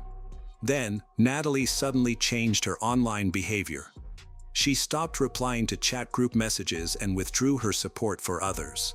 Later, it was revealed that shortly after Emily left home, Natalie deleted all her messages and her account. This disappearance from the online world only confirmed the family's deepest fears. This was not a chance occurrence. By the evening of March 12th, the search for Emily was in full swing. Her family had reached out to the local police, shared her photos on social media, and appealed to the public for assistance. The initial hours after her disappearance were filled with urgency and anxiety, but no one anticipated how drastically the situation would develop. The following morning, March 13, 2024, a woman arrived at the emergency room of Santa Helena Hospital in Cuiaba with a newborn. She was in a wheelchair and told the hospital staff that she had given birth at home the day before. She described the labor as quick and straightforward, so she hadn't felt the need for medical help at that time. Now, she said, she was just there for a post-delivery checkup. The woman introduced herself as Natalie. That morning, the hospital staff member on duty was Emily's stepfather, a radiology technician. Although he did not know Natalie personally, he immediately sensed that something was wrong when he saw her. The previous evening, Emily had gone missing, and one of the primary theories suggested it was linked to a conversation she had with an online stranger who was offering baby items. Emily had previously mentioned to both her mother and her stepfather that she met someone online. She even shared a photo of her from the messaging app. Emily's stepfather immediately recognized the woman in the photo as the same person Emily had been talking to before she disappeared. Natalie was holding a newborn baby that the doctors believed had just been born. However, something seemed unusual. Her behavior and physical state did not align with what one would expect from someone who had recently given birth. There were no visible signs of pain, post-labor symptoms, bleeding, or trauma. Medical staff also found that she was not producing milk when she tried to breastfeed. Even the way she stood and moved raised concerns. Even though she arrived in a wheelchair, she moved around confidently and chose to sit in a chair rather than needing to. A preliminary medical evaluation raised concerns. There were no signs that she had recently given birth. Her cervix was not dilated, and her uterus was of normal size, showing no changes or discharges that usually occur after delivery. This became crucial evidence that proved her story was false. The medical staff quickly informed hospital administrators and contacted local authorities about the situation. Emily's stepfather told investigators that Emily had gone missing the day before after planning to meet a woman. When he recognized the woman in front of him matched Emily's description and photo, his concerns grew. When officers arrived at the hospital, Natalie claimed that the newborn girl was her daughter, whom she had given birth to at home. She could not provide any documentation to support her claim, saying the birth was unexpected and there was no time to go to a medical facility. She answered questions calmly and showed no signs of distress. Investigators started looking into the origin of the newborn. They ordered emergency blood tests and DNA analysis. Medical professionals confirmed that the baby had been born within the last 24 hours, which matched the timeline of Emily's disappearance. This led to a troubling question: could this child be Emily's daughter? Investigators examined Natalie's phone and found deleted conversations, including exchanges with Emily. These messages showed that Emily had agreed to meet Natalie to receive baby items. This evidence indicated a clear pattern of deception. Natalie had created a false identity, gained trust, and arranged a meeting under false pretenses. At this point, the idea that Natalie had simply gone to the hospital for a checkup was no longer believable. Law enforcement began to suspect that Natalie may have brought a baby that she did not give birth to, but rather one that was taken from someone else. Their suspicions were confirmed when they analyzed ultrasound images that Natalie had shared on social media. Investigators discovered that these images did not belong to her. They were taken from another woman's profile, a woman living in a different state, who had no known connection to Natalie. As these discrepancies emerged, the police shifted their focus to finding Emily. The infant Natalie had brought to the hospital was placed in temporary protective custody under the care of social services until her biological identity could be verified. Shortly after, Natalie was taken to the police station for formal questioning. At first, she remained silent. When directly asked about the child's origin, she gave vague answers, claiming that everything had been explained and that nothing wrong had occurred. Although she appeared calm and showed no signs of panic, her reluctance to provide a clear explanation led investigators to suspect that she was stalling. Only after investigators showed her the medical exam results, which disproved her claim of giving birth, along with the recovered text messages linking her to Emily, did Natalie change her story. She then shared her initial account of events. She claimed to have met Emily in online parenting groups and said that Emily was struggling in her relationship. Emily had thought about not keeping the baby.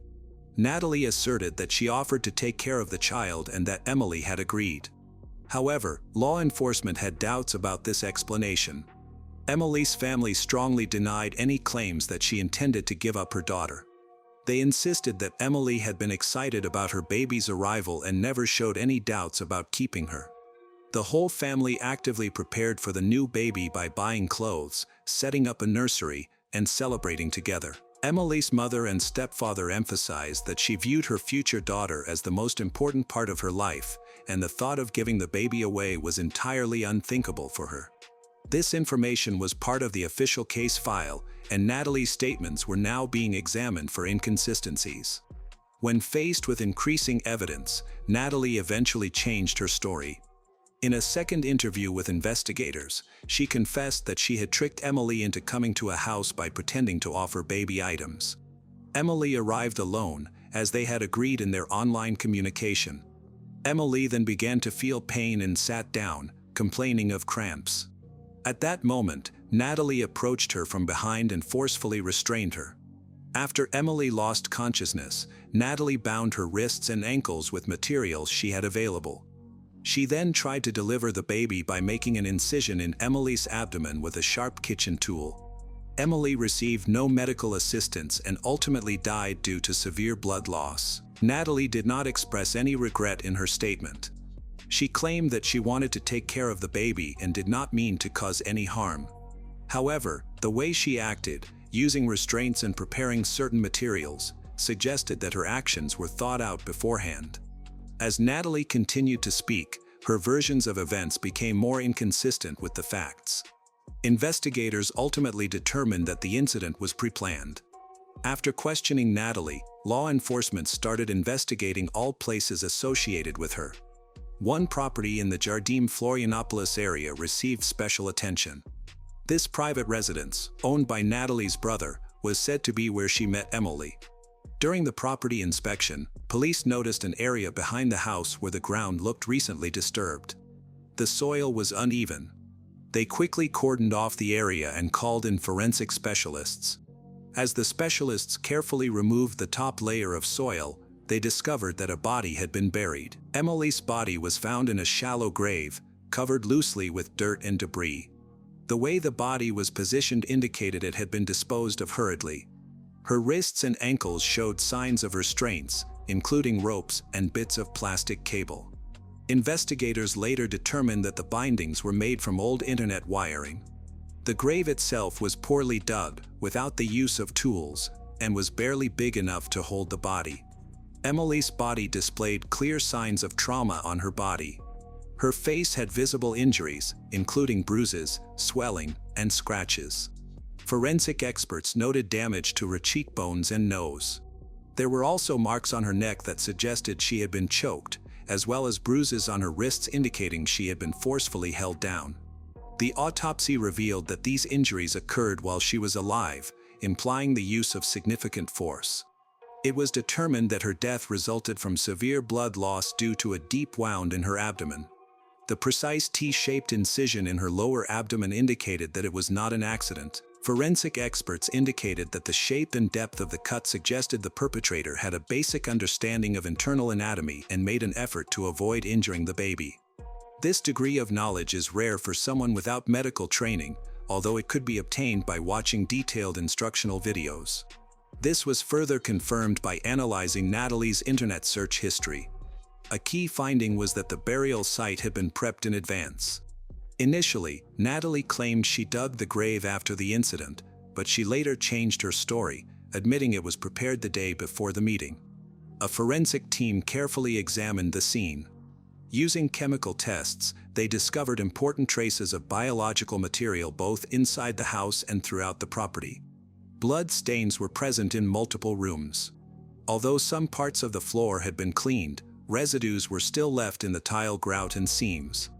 These findings were meticulously recorded and included in the criminal case. Given the amount of evidence, authorities officially reclassified the case as a premeditated crime with aggravating factors. Immediately after her arrest, Natalie stated that she acted alone and that her husband, relatives, anyone else were unaware of her plans. At that time, the house was occupied by her brother and his wife. Natalie stated that her brother and his wife were not home when the crime happened, but investigators could not confirm this. Their exact whereabouts during that time remained uncertain. A significant question was whether they could genuinely be unaware of a freshly dug pit on the property or that someone had come in to help clean the house. However, it was later established that Natalie had been to the house several times leading up to the incident, under the pretense of helping with chores or spending the weekend. This made her visits seem normal and unremarkable to those living there. Forensic experts noted that it would be very challenging for a single person to dig a pit, commit an act of violence, perform a makeshift procedure, move a body, clean the crime scene, hide evidence, and leave the area without drawing attention, all within a short period. This is especially true given the logistical difficulties involved. The body was wrapped in fabric and required various materials, while the cleaning process included removing items, wiped blood, and washing clothing. Each of these tasks demanded time, strength, and coordination. Did Natalie truly act alone? At the time of the investigation, there were increasing suspicions, but no solid evidence was found linking anyone else to the case. No family member had been officially identified as an accomplice. Cayo Police Chief Fernando Alvarez Albuquerque said authorities are continuing to investigate whether Natalie's husband, brother, and the driver had anything to do with the death and burial.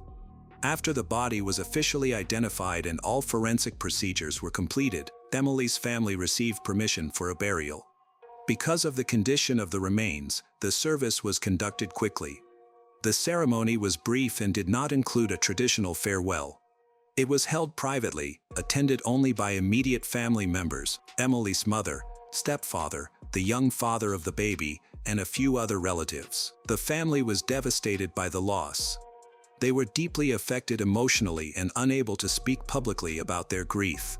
Emily's mother, as reported by those close to her, was in a fragile emotional state and had withdrawn from social interactions, avoiding even her neighbors. Emily's partner, who never expected to become a father under such tragic circumstances. According to the family, he has remained dedicated.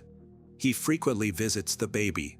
Despite his young age, he has shown a desire to be actively involved in raising his daughter.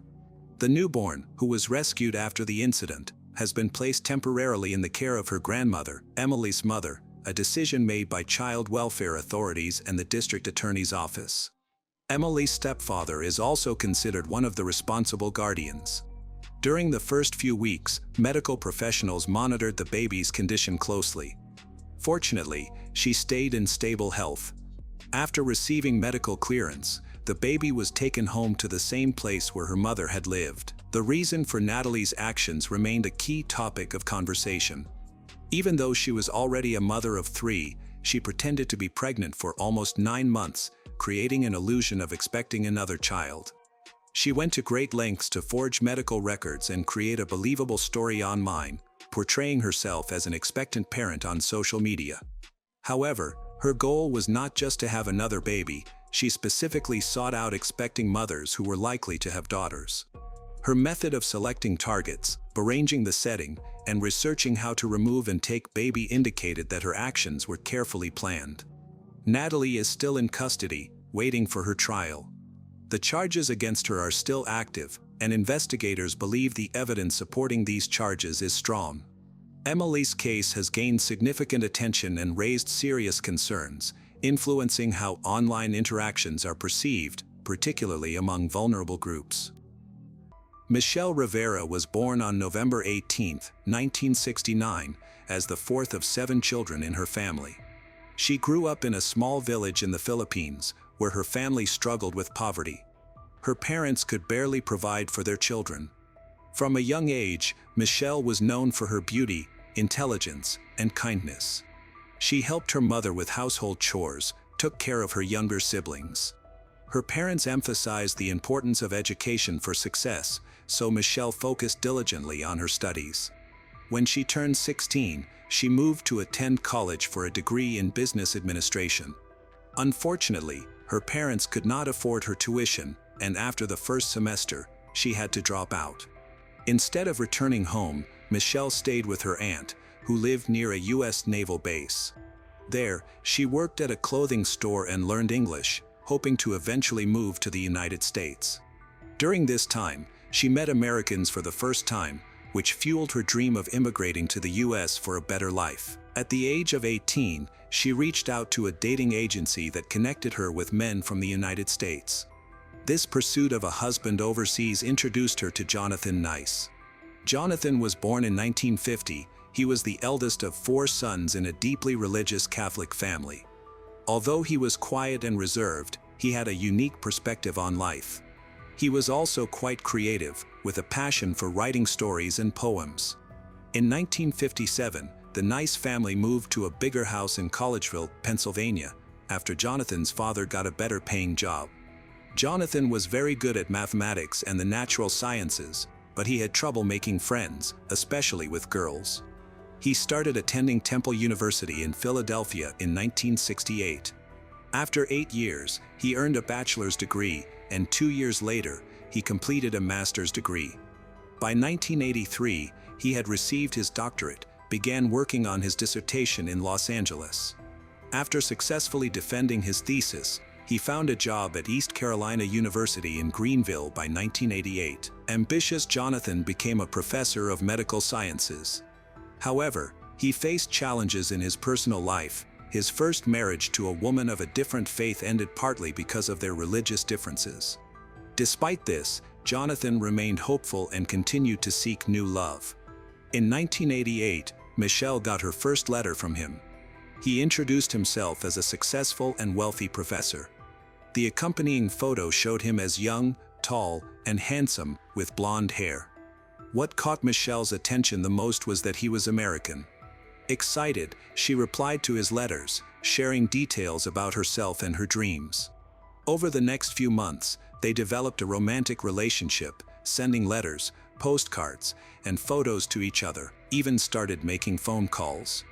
In October 1989, Jonathan shared his feelings for Michelle, and shortly after, they decided to meet in person. By May 1990, he announced that he had purchased a plane ticket to the Philippines for their wedding. Michelle was excited about this meeting but was taken aback when they finally met, as Jonathan looked quite different from the young man in the photo. He was an overweight, older man with medium-length blonde hair, appearing much older than his actual age. Despite her surprise, Michelle kept her feelings hidden, and they spent the next 2 days together. She later confessed that she had doubts about the wedding from the start, not only because he didn't resemble the photo, but also because some uncomfortable truths were becoming clear. However, after spending time together, she began to feel attached to him. Jonathan had changed his birth date on his passport to make himself younger. His marriage certificate stated that he was born on May 26, 1958, which suggested he was 32, but in reality, he was 40 years old. 21-year-old Michelle felt uncertain about her decision, but her wish to move to the United States was stronger. After their marriage was registered, Jonathan went back to the U.S., leaving Michelle in the Philippines to sort out her American visa. Upon returning, he kept their marriage a secret from everyone, including his parents and brothers, acting as if nothing had happened. During this time, he attended a cancer conference in Hawaii and also traveled to the Philippines, where he was supposed to give lectures. People assumed he was just on a business trip. Meanwhile, Jonathan opened a bank account for Michelle and sent money to support her family. He also bought them a new house in the Philippines. However, by winter, Michelle had still not moved in with her husband. Her visa wouldn't be ready until the end of March the following year. Jonathan then bought Michelle a one-way ticket to California for their honeymoon. In April 1991, Michelle left her family to fly to California. The deception continued. Jonathan was embarrassed about how he met Michelle through correspondence in the Philippines, so he concocted a story about falling in love at first sight during a conference there. He maintained this lie for years, and Michelle supported it because she was not proud of her past either. After they returned to New Jersey, Jonathan rented an apartment for them, and a few months later, Michelle became pregnant. They welcomed their first child, Alex. Both parents doted on him. Jonathan devoted all his free time to his son, and Michelle frequently sent pictures to her parents. Michelle became pregnant again in early 1993, and on November, she gave birth to their second son, Trevor. During this time, Jonathan collaborated with other experts to enhance asthma medications. In the spring of 1995, Jonathan left the university to start his own pharmaceutical company. He began promoting a new drug, claiming it had been tested on animals and had no side effects. Slowly, the money started coming in. Those who worked with Jonathan recognized that he was, at best, overstating the truth. However, he had a talent for presenting things in a way that made others believe him. Small falsehoods turned into a larger deception. Jonathan appeared convincing and continued to attract investments for drug development. The business was expanding, and the drug trials seemed very promising, at least on paper. By the end of 2000, Jonathan was getting ready for drug trials in London. Their relationship seemed strong, they were enjoying life together. They had a daughter, Samantha, and lived in a spacious new house in an upscale neighborhood of Hopewell Township, New Jersey, a charming town with a population of 4,000, situated on an old horse farm. However, Jonathan felt the property wasn't green enough, so in 2001, he hired a gardener named Miguel de Jesus. Miguel was a 31-year-old Puerto Rican with years of experience in landscape design and great references. He completed the landscaping for their home at a cost of $50,000. Jonathan invested generously in the project. Michelle, who did not have a job and spent most of her time at home, interacted with Miguel more frequently than Jonathan did, leading to a mutual attraction between them. By spring 2002, the business started facing issues. Jonathan had to cut his staff down to 12 employees. The company invested around $40 million in different studies, but they yielded no convincing results. Jonathan felt mounting pressure from investors, and funding for his projects was halted. Desperate for cash, he took out a $200,000 loan against his home. These financial struggles began to take a toll on his marriage. During this time, Michelle confided in a friend that she wanted a divorce. In the summer of 2002, her father came to visit the nice family and intended to stay for a while to spend time with his daughter and grandchildren. He often spent months with them, cooking Filipino dishes. During this visit, he observed firsthand the deterioration of the marriage. Jonathan was drinking heavily, and the couple argued almost daily. The parents was revealed that Jonathan had lied about his age, which shocked everyone, including Michelle. The troubled state of their marriage continued to decline. She made the decision to get a divorce, but she knew it would require careful planning. The financial situation was entirely in Jonathan's hands, leaving Michelle feeling trapped. She needed help to overcome this challenge. That's why Miguel de Jesus appeared to be a promising choice. He had lived in the US for 14 years, worked in landscape design, and had a steady job with regular clients. Miguel had been married for 5 years following his previous divorce. He had not paid alimony and had accumulated significant debt. He was also hiding because a warrant had been issued to freeze his accounts. To conceal his identity, he used a fake ID with a different name. Michelle started giving him expensive gifts to show her affection. A secret relationship formed between them. As tensions rose, Michelle and Jonathan grew more distant. In January 2003, Michelle's friend became worried when she couldn't reach her by phone, fearing something was wrong. She was aware that Jonathan had problems with alcohol, was facing significant financial struggles, and that a divorce was imminent. Concerned that he might have harmed Michelle, the friend decided to visit their house to check on her. However, Michelle was hesitant to talk about her husband and avoided discussing their relationship altogether. Eventually, the friend left. In the following months, the friend made several attempts to reach out to Michelle, but each effort failed. It appeared that Michelle was intentionally avoiding everyone. She slowly withdrew from her family and friends and did not return their calls. In February 2003, Michelle traveled to the Philippines to see her family, with Jonathan joining her. Initially, everything seemed to be going well, but soon the effects of her alcohol abuse became evident, leading to daily arguments between them. A group of investors started talks to purchase Jonathan Nice's company, which resulted in him facing intense pressure and eventually losing his CEO position. In March 2003, even with his financial difficulties, Jonathan maintained a lavish lifestyle, with monthly mortgage payments of around $6,500. He continued to hide his financial issues from everyone, even planned to launch a new business. He focused on research to create drugs aimed at preventing lung cancer in smokers. He rarely left his home, dedicated himself to his research, and even authored a book of poems for children. This situation made it difficult for Michelle to meet her lover, Miguel. As her anxiety grew, she started coming up with various excuses to secretly maintain her affair. On June 26, 2003, Miguel's wife found out about his affair and kicked him out of their home. Meanwhile, Jonathan was aware of his wife's infidelity but didn't show it at first.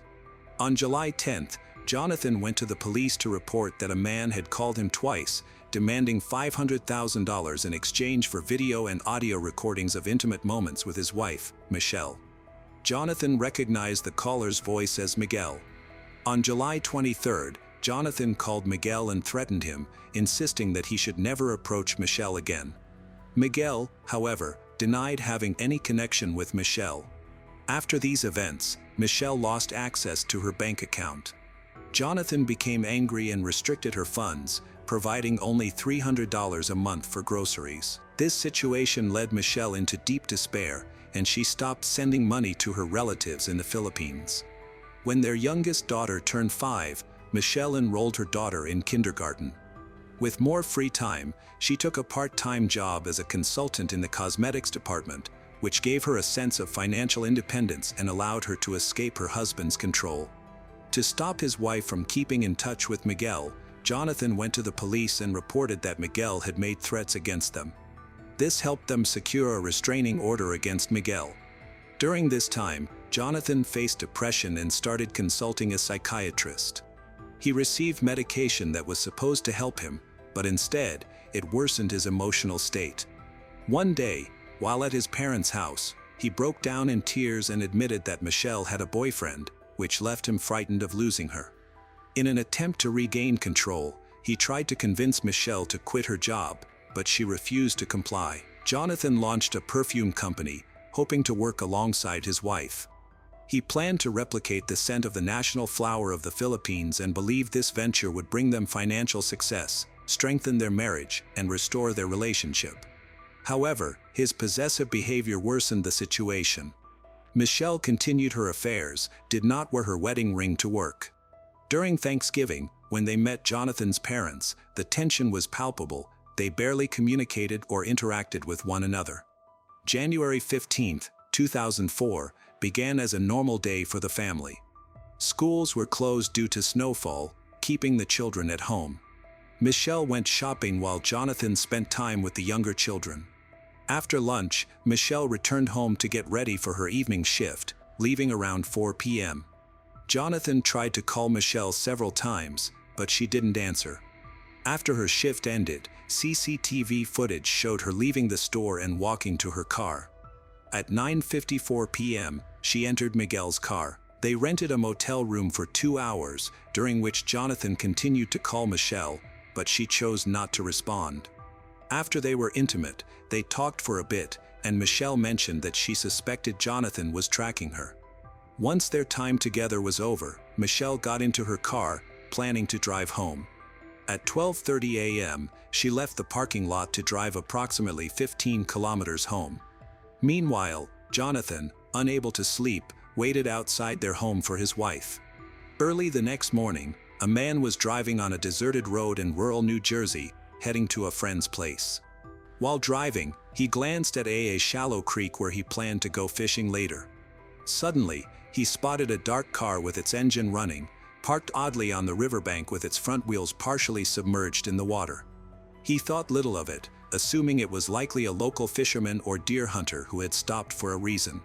So, he continued driving without stopping. About an hour later, the man returned with his friend and noticed the car still in the same spot. This seemed unusual, so he decided to investigate. The engine was running, but the headlights were off. On the passenger side, he discovered blood. Concerned, he called the police. Within an hour, a team of forensic experts and detectives arrived from both the local district and a neighboring one, as violent incidents were rare in this area. It was cordoned off and searched thoroughly, even from the air. At first, it appeared to be an accident. However, the condition of the body contradicted this. The car showed no signs of damage, which was impossible. Additionally, the victim was barefoot, which added to the suspicion that this was a murder made to look like an accident. The car's registration number was verified in the database, revealing that it belonged to Jonathan Nice. Sitting in the driver's seat was Michelle, 34, who had a fractured skull. The injuries appeared too severe to have been caused by an accident, prompting authorities to reconsider. Notably, the driver's seat was pushed all the way back, which was unusual since Michelle was too small to drive comfortably in that position. There was also a suitcase containing women's items wedged under the seat. Large footprints leading from the car to the road indicated that a man had walked away from the vehicle. The snow footprints became a significant piece of evidence in the investigation. At 9:13 a.m., 2 officers arrived at the Nice house to speak with Jonathan. Earlier, around 6:13 a.m., another police officer had responded to an alarm in the garage, but Jonathan was now unaccounted for. The children answered the door. They told the police that their father had left, their mother had gone to work the day before and had not come back. At this point, the detectives realized there were significant issues in Michelle and Jonathan's relationship. They waited for Jonathan, who recounted the events of the previous evening. He had not seen her since 4 p.m., which wasn't surprising due to their family issues. After learning that Michelle was dead, Jonathan was informed of his rights because his family was under suspicion. He shared details about their troubled relationship, his daily routine, and mentioned a gardener who extorted money from him and threatened their family. He appeared indifferent about his wife's death. However, at the end of the meet, he broke down in tears when he asked how to explain her death to their children. The detectives interviewed Michelle's friend, Larissa Seuss. She had no knowledge of any physical violence between the couple but was aware that Michelle was unhappy and wanted to leave her husband. Jonathan did not notify Michelle's family about her death. They learned of it through a newspaper article. Jonathan's father called him after receiving information from the doctor about the accident. A Filipino man had been living with them for several months and witnessed their relationship grow. He suspected that Jonathan might have tampered with the car to cause the accident. The medical examiner's findings revealed the severe violence Michelle experienced. She had 3 deep lacerations on her forehead, exposing her bone. A blunt force injury to the back of her head caused bleeding, but it did not kill her instantly. There was even bloody foam in her lungs, suggesting she survived for a while after the injury. The autopsy report confirmed that she died from blunt force trauma to her head, which resulted in a skull fracture and hemorrhage. When the police interviewed Miguel de Jesus, he quickly called a lawyer. He confessed that he had been in a relationship with Michelle for several months. Miguel provided a detailed account of the last evening he spent with her before her death. He did not appear suspicious and had an alibi. Miguel stated that Michelle had often told him that Jonathan was physically abusing her and had even restrained her to the bed as punishment. As a result, the police secured a search warrant for the Nice family's house. As the investigation continues, Jonathan becomes increasingly suspicious. When detectives came to arrest him, he took almost 10 minutes to answer the door, suggesting he was trying to conceal something. It was later discovered that he had quickly removed the soles from his shoes, cut them into small pieces, and hidden them in various locations around the house, including among some Christmas decorations. The patterns on the soles of the shoes were later matched to evidence found at the crime scene. During his questioning, Jonathan's first comment was about Michelle's infidelity. He still repeated the events from the previous night and the day, admitting that he last saw his wife alive around 4 p.m. as she was getting ready for her job. After she left, he never saw her again. When police raided Nisa's home, they found a blood-stained baseball bat and Jonathan's clothes soaked in pink water in the washing machine. Police also found blood in the garage and bloody towels hidden in the chimney. The investigation confirmed that all of the stains were from the victim's blood. When directly asked about the suspicion of killing his wife, Jonathan denied it, claiming he had been framed and attempting to shift the blame to his wife's lover. Over time, he began to show signs of distress. Jonathan later told police that his wife had attacked him in the garage with what he believed was a knife when she got home. According to him, Michelle fell to the floor of the garage, and he accidentally smashed her head into the floor during the struggle that resulted in her death. Afterward, Jonathan placed Michelle in the driver's seat of her car and used an ice pick to operate the accelerator and brake pedals while sitting in the passenger seat. He drove about a mile until he found a creek, then drove off the road and into the water. At that point, he left the car running and walked home. In the garage, authorities discovered cut-out shoe soles hidden throughout, which matched the footprints found at the scene of the accident. Additionally, there was evidence of blood in the garage. The prosecution claimed that Michelle wanted to leave the marriage, but Jonathan could not allow that to happen, so he attacked her. They believed that Jonathan made up a story about Miguel trying to blackmail him with intimate photos, perhaps in an attempt to scare off Miguel and save his marriage. Miguel testified that Jonathan had been aware of his wife's affair for a long time, suggesting that the murder was not a spontaneous act of passion but rather a premeditated one. Miguel also stated that Jonathan had threatened to kill him. Jonathan was desperate to save his marriage and did not want Michelle to leave amicably, which is why he aimed to remove Michelle. The prosecutor believed that Jonathan had been waiting for Michelle to return from seeing her lover that evening to confront her. As soon as she parked the car in the garage, he approached her, sparking an argument. They moved inside the house, where the fight continued, with Michelle stating her desire to leave and quickly packing her belongings. Jonathan eventually realized he had lost his wife after 15 years of marriage and that nothing could change that. When she got into the car with her things, he became furious, pulling her out with such strength that he nearly injured her arm. He then threw her onto the concrete floor and struck her on the back of the head with a bat. Despite being injured, Michelle tried to stand up but was slipping in her own blood. Jonathan continued to slam her head against the concrete. According to the medical examiner, Michelle survived for approximately 10 minutes after being hit before choking on her blood. Jonathan suddenly realized that he had killed Michelle. He placed her body in the driver's seat of the car, gathered up the bloody items, and put them in the trunk. It was about 2 a.m. He pushed the driver's seat back as far as it would go, sat next to her in the driver's seat, and drove out of the garage. Jonathan operated the pedals as if they were her feet, while keeping his hands on the steering wheel over hers. A couple of miles away, he found a narrow part of the river where he planned to drive the car into the water to make it look like an accident. However, he was careless and left behind a significant amount of evidence and footprints leading from the submerged car back to his home. He also forgot to move the driver's seat back into its original position, which further exposed his attempt to stage the scene. At around 3 a.m., Jonathan returned to the garage and started cleaning it thoroughly with paper towels and bleach. By about 6 a.m., he accidentally triggered the alarm, prompting a quick response from the police. In a hurry, he scattered bloody clothes and bloody towel into the chimney. After that, Jonathan went to bed and pretended to be asleep for the rest of the night. Jonathan Nice was charged with first-degree murder and concealment of evidence. His trial started in June 2005. He maintained that he had acted in self-defense. He professor employed a skilled lawyer who argued convincingly that Michelle and her lover had plotted to extort money from Jonathan and had intended to kill him that night. According to the lawyer, Jonathan managed to defend himself, which tragically led to Michelle's death. The defense also highlighted that Jonathan panicked upon realizing he had accidentally killed her. The question still lingered: if Jonathan was acting in self-defense, why didn't he call 911 right away to explain what happened? Why did he feel the need to cover up the incident?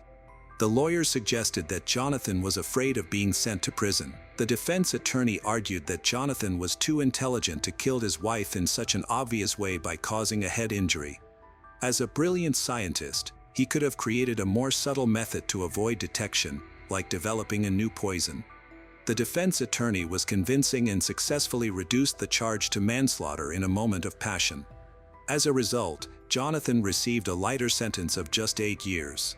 The judge showed leniency because Jonathan had made significant contributions to society, particularly in the battle against a deadly disease. After the verdict, Jonathan said he still loved Michelle and felt regret about how things had ended up. Even though he received a light sentence, an appeal was submitted in 2007, but it was denied. Jonathan's parents, who are U.S. citizens, were given custody of the children, Samantha, Alex, and Trevor, while the parents of Michelle, who are from the Philippines, were not granted custody. On December 5, 2010, Jonathan Nice was released from prison after serving 5 years of his 8-year sentence. He moved in with her parents and reunited with her 3 children. He wrote an e-book titled Under the Color of Law, The Deliberate Conviction of an Innocent Man and the Destruction of a Family, to clear his name. On February 5, 2020, Philly Voice reported that federal authorities had charged Jonathan Nice with selling counterfeit drugs to dog owners whose pets were suffering from terminal cancer. He allegedly falsely claimed that these drugs almost always restore the appetite, spirit, and energy of a cancer-stricken dog. He gave the fake treatments realistic-sounding names, Temexal and Naturazone, and claimed that the Food and Drug Administration funded his research.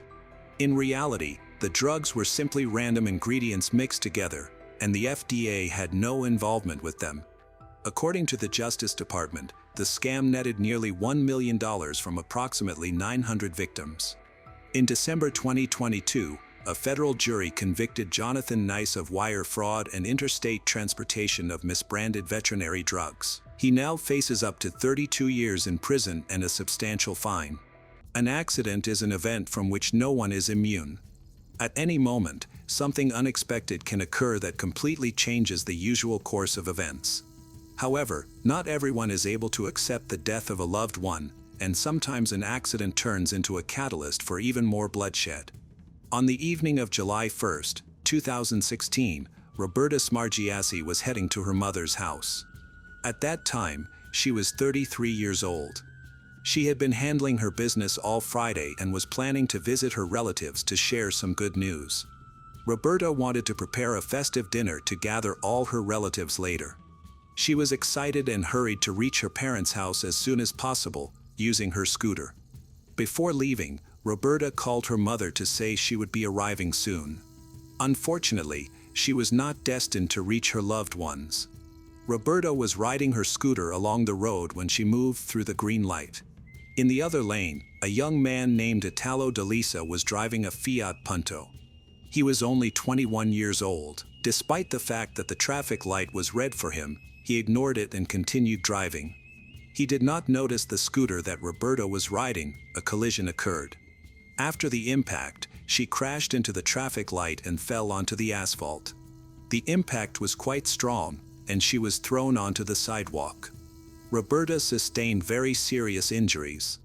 Italo was confused but did not run away from the scene. He tried to provide first aid to Roberta. Witnesses immediately called the emergency services. When the medics arrived, they found the victim lying on the sidewalk with her head badly injured. Wounded, Roberta was barely clinging to life.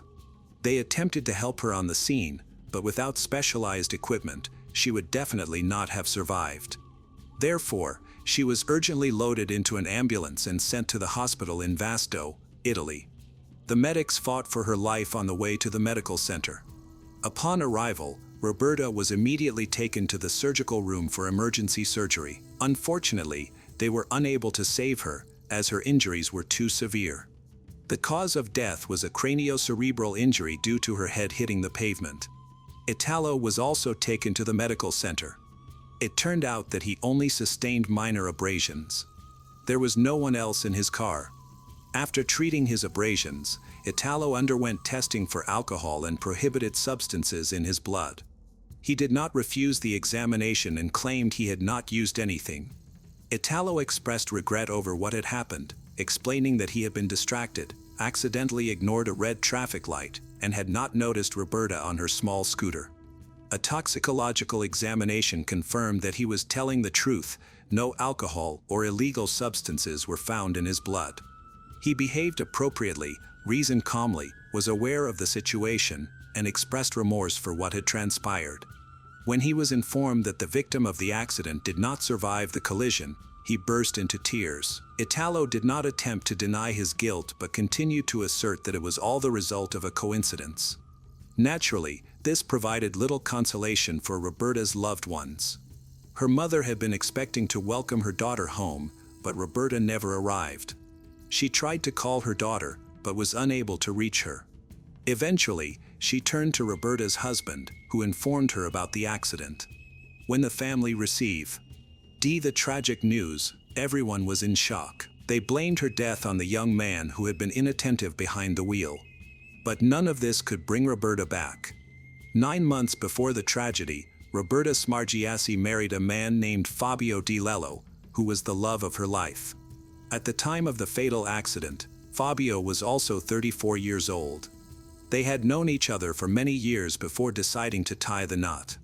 Fabio was a sporty and quite popular man, a well-known footballer who demonstrated excellent results in amateur tournaments.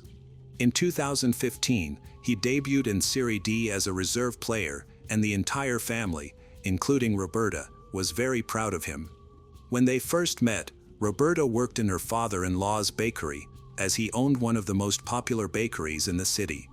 After meeting Fabio, they began to build their relationship. Everyone saw their sincere love and believed that their marriage would be the best example of genuine feelings. Therefore, the tragic death of Roberta was a real blow for both families. Once all the paperwork was completed, funeral preparations began on July 3, 2016. The body was taken to the church, which was overflowing with the victim's family and friends. There were so many people that they couldn't all fit inside the building. Most of them crowded outside, waiting to say goodbye to the victim of the tragedy. Roberta's funeral was conducted by the priest who had married them on October 3, 2015. At that moment, of course, no one suspected that 9 months later the woman would be back here, but this time to be buried. This accident turned Fabio's life upside down. It was obvious from the start that he was having a hard time coping with this loss. After saying goodbye to Roberta, the families did not want to accept that Roberta had been taken from them by chance, and now they were demanding retribution against her killer. The most embittered of all was Fabio. He insisted that Italo had not accidentally hit his wife, so he demanded a thorough investigation in the hope of obtaining the maximum possible punishment for him. As part of the investigation, the Carabinieri spoke to witnesses. However, no one noticed inadequate behavior or any recklessness on the road. The driver calmly maneuvered his car and did not disturb anyone. Some witnesses even claimed not to have seen Roberta, arguing that she was moving on a small scooter, which was difficult to spot. The police had footage from surveillance cameras located in 3 places at the intersection, so the moment of the accident was recorded from different angles. All the recordings were carefully analyzed. In addition, they collected footage of both participants in the accident driving before the collision. Both behaved calmly on the road and followed the rules and speed limits, at least until Italo ran a red light. Fabio still wouldn't accept this. He insisted that Italo had broken the rules and was probably under the influence of illegal substances. He completely ignored the toxicology results, which showed that everyone involved in the accident was sober. In his anger, he rallied his entire family against Italo. However, this was not difficult, considering how much everyone loved Roberta. Under Italian law, as in many other countries, an accident was punished far less severely than murder, and serious grounds were needed to classify Roberta's death as murder. Law enforcement tried to build a case, but aside from the ignored red traffic light, there was no evidence to establish the fact of murder. All of this made Fabio even angrier. On July 15, 2016, he initiated a memorial procession in honor of his deceased wife, which dozens of concerned individuals attended. He demanded that the perpetrator be brought to justice and led a torchlight procession despite the pouring rain, hundreds of people gathered to march. They walked through the streets of Vasto, chanting slogans against the killer. Fabio himself did not mince words. Most of the participants did not want to forget Roberta and hoped to honor her memory and achieve justice for the fatal accident. However, Fabio's overly aggressive and defiant behavior puzzled many. There was something more disturbing than grief in the air. It was the real hatred that Fabio felt for Italo. Even before this memorable march, accusations and very harsh statements about Italo began to surface on social media. Italo's family perceived the dissemination of discrediting information as inappropriate. They defended Italo, insisting that in life he was completely different from how Fabio tried to portray him. They argued that Italo made a fatal mistake but did so unintentionally and was not a murderer, according to his family. All of this even attracted the attention of the prosecutor investigating Roberta's death. The aggressive Fabio was only calmed by the threat of being accused of stalking. Although he became taciturn and stopped publicly confronting Italo, he did not cease inciting those around him against Italo in daily life. Initially, this had a particularly strong impact on the families of Roberta and Fabio. At Fabio's initiative, a large poster with Roberta's image appeared on her grave, and a bench was installed at the scene of the accident, serving as a memorial. At first, dozens of relatives and friends visited the grave to honor the memory of her. Almost everyone encountered Fabio, regardless of the time they came. He could be found at the grave at any hour of the day. While others managed to contain their pain of loss, the grief-stricken husband began to behave more and more strangely. He quit his job and spent whole days at the grave of his deceased wife. In the first few days after the funeral, he came there to pray. He stayed for a couple of hours but then left. However, by the end of the first week, he was spending long hours there, then he began to stay for the entire day. Fabio even brought food with him, having lunch and dinner near the grave. His behavior began to resemble insanity. He could not come to terms with the loss of his beloved wife. He arrived as soon as the cemetery gates opened and left only before they closed. The situation worsened. Several times, he was spotted when the cemetery was already closing. At first, Fabio was stopped by the locked gates, but he began to climb over the wall. Local workers noticed that Fabio began spending the night on his wife's grave. It got to the point where he spent almost the entire day at the cemetery and refused to leave. When Fabio's relatives asked him about this, he stated that his wife's grave was the only place where he felt a connection and closeness to his late wife, as well as a semblance of peace. The rest of the time, he could not find peace, as the thought of the injustice of her death troubled him incessantly. He flatly refused to accept that Roberta was no longer alive. Relatives tried to support him, but Fabio became increasingly irritable, unpredictable. It was enough to merely mention Roberta's name, and he would explode in anger and behave aggressively. He claimed that money had not helped save Roberta, and therefore it was useless. Fabio's relatives began to fear that his mental state had deteriorated. The only consolation for him was the ongoing investigation into the accident.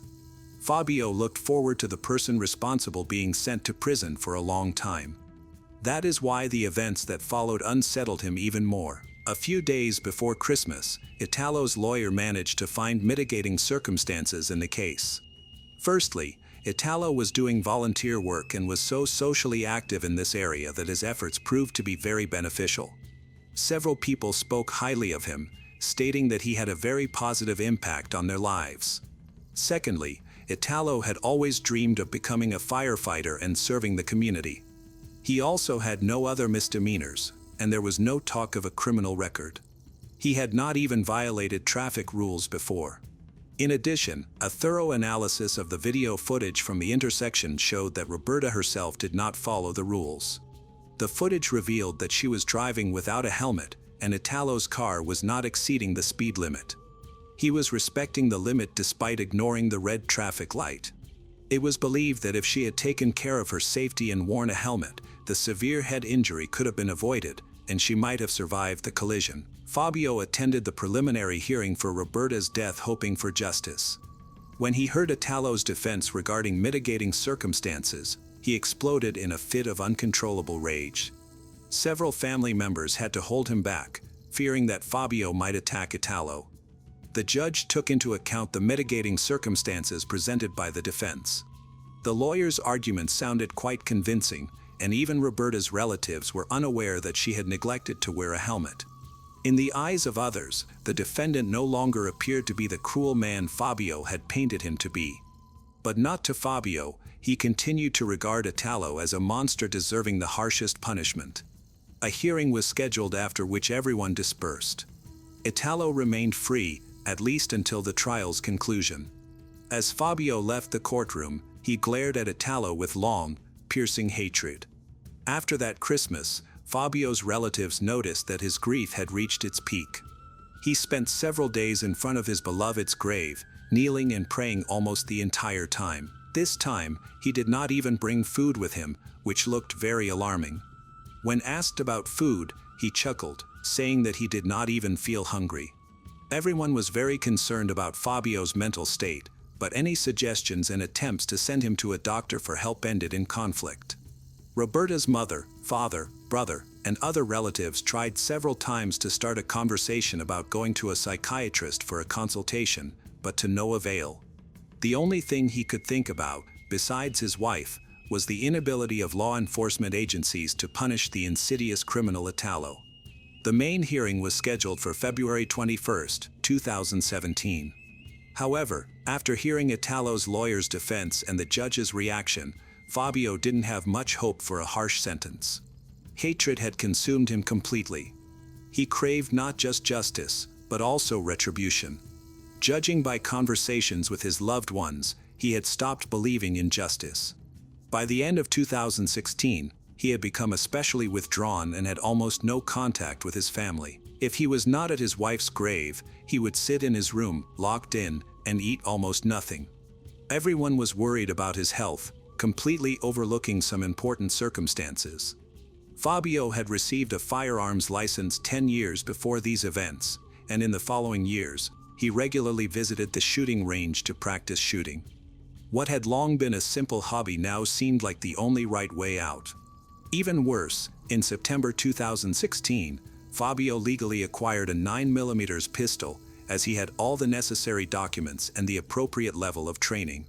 By the end of December 2016, Fabio's parents noticed that he had radically changed the design of his social media page. He posted gloomy updates with sad thoughts and also shared a scene from the film Gladiator, where the main character returns from the war to find that his entire family has been killed. Friends assumed this was how he was processing the bitterness of his loss and found his reflection in the movie's hero. In fact, it wasn't just his sadness and desire for justice that drove him. He was now consumed by a thirst for revenge. He felt that law enforcement was not on the side of good but was instead supporting the bad guy. The slowness and inefficiency of the justice system felt like a mockery of Roberta's death. Those close to him did not believe that the once good-natured Fabio could take up arms, and the photo from the film reflected his desire for lynching. After that, he made several more posts on his page. All of them were about the search for justice, but he did not hint at or indicate what he was planning to do. These were rather abstract musings, questions that concealed something much more disturbing. On February 1, 2017, Italo went to a cafe located in Vasto, Abruzzo. He visited this place periodically to unwind, and recently he had been going there more often for obvious reasons. Italo spent a lot of time talking with friends and acquaintances. He was very upset by the tragedy involving Roberta. He repeatedly stated that he was not going to run from justice, so he was ready to accept any court decision. Now, Italo found himself at the cafe again in search of support. The upcoming hearing was set to take place in 3 weeks. The only thing that distinguished his visit to the cafe from any other day was that he ran into Fabio at the entrance. This meeting seemed strange, as Italo knew that Fabio lived on the other side of the city and that they had not crossed paths before here. They exchanged a few short phrases. Suddenly, Fabio pulled out his 9mm pistol. He caught Italo talking on his cell phone, and Italo's father was on the other end of the line.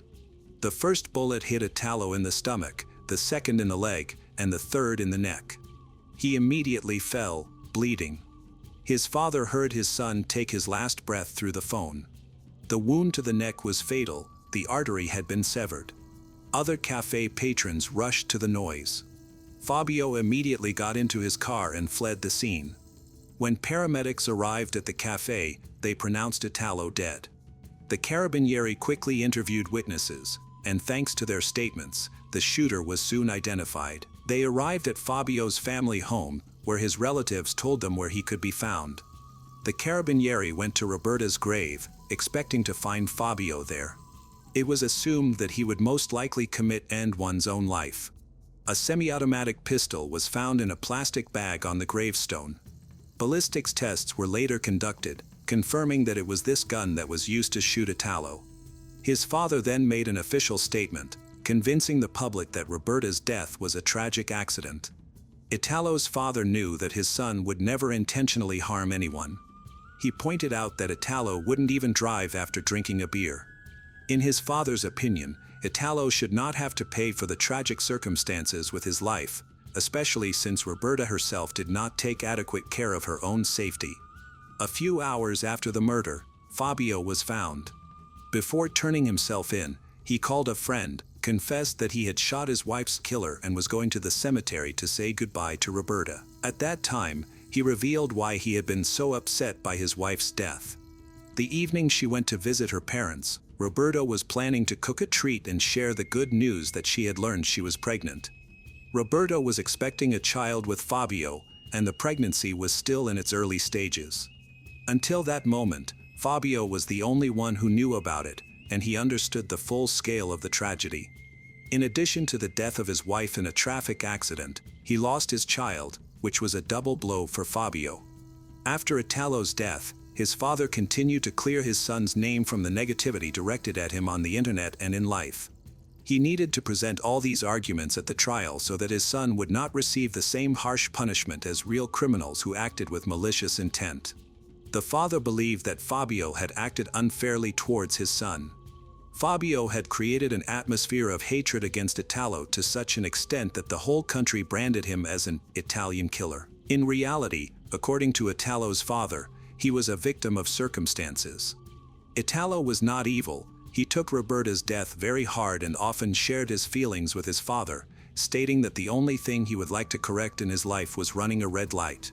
Italo's father created a sort of memorial in front of the cafe where his son was shot, placing Italo's photo and candles there, visiting every day to honor his memory. Public opinion was divided on the matter. Some supported Roberta's husband, believing that Fabio had done the right thing by seeking revenge on the offender who took his wife and child. Others felt that Fabio had acted too harshly and should have waited for the court's decision. Italo would certainly have received a fair verdict. In fact, after Italo's murder, Fabio's parents expressed their condolences to his family. They revealed that they had sought medical assistance 2 days before the crime when Fabio's unpredictable behavior reached its limits.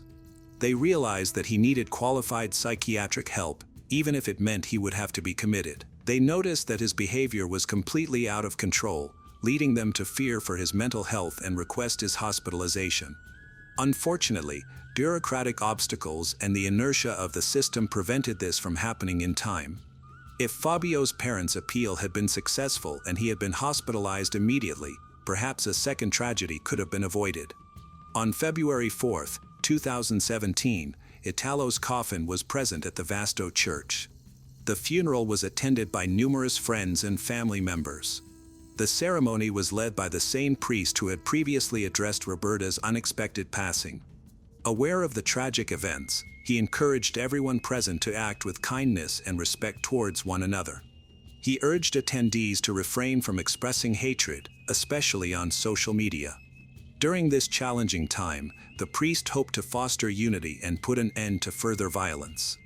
Rather than a hearing about Roberta's death, which was stopped because the accused had died, Fabio found himself in court facing a charge of first-degree murder. His lawyer tried to argue that Fabio had not planned the crime and sought to lessen his responsibility due to his serious mental health problems.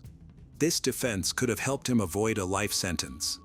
However, the prosecutor provided strong evidence against this claim. On March 24, 2017, the court convicted Fabio Di Lello and sentenced him to 30 years in prison. The lawyer highlighted the significant decline in the client's mental health following the death of his cherished wife. He struggled to handle her loss, and timely support was lacking. The lawyer submitted an appeal, leading to further evaluations. On July 10, 2018, the appellate court shortened the prison sentence to 20 years, citing a diagnosis of an acute mental disorder for Fabio during the attack. However, the prosecution was dissatisfied with this ruling and requested that the original 30-year sentence be reinstated. On November 13, 2019, the Court of Cassation dismissed the appeals. Consequently, the 20-year prison sentence became official and final. Initially, Fabio faced significant challenges during his imprisonment. He received regular support from a psychiatrist and a priest because of his high risk of ending one's own life. Over time, however, he began to improve and the risk diminished. Fabio remains in prison and is scheduled for release in 2037. On a lonely road in Morelos, a young woman's body was found. Bystanders quickly called for emergency help. She was lying still, her skin had noticeable bruises. There were no ID or personal belongings nearby to identify her. Ariadna Lopez was born on July 5, 1995, in a challenging neighborhood in Mexico City. Despite having limited resources, she grew up in a loving environment. Her mother raised her and her older brother, Omar Rodriguez. Their father was mostly absent and had little interest in being involved in their lives. In his absence, Omar took on the role of a protector and role model for Ariadna, creating a strong bond that gave her a sense of security knowing she was supported. Ariadna had a warm and friendly personality, which made her well liked by her friends. She easily connected with others and was known for her honesty, helpfulness. During her school years, she formed close friendships, shared dreams about the future.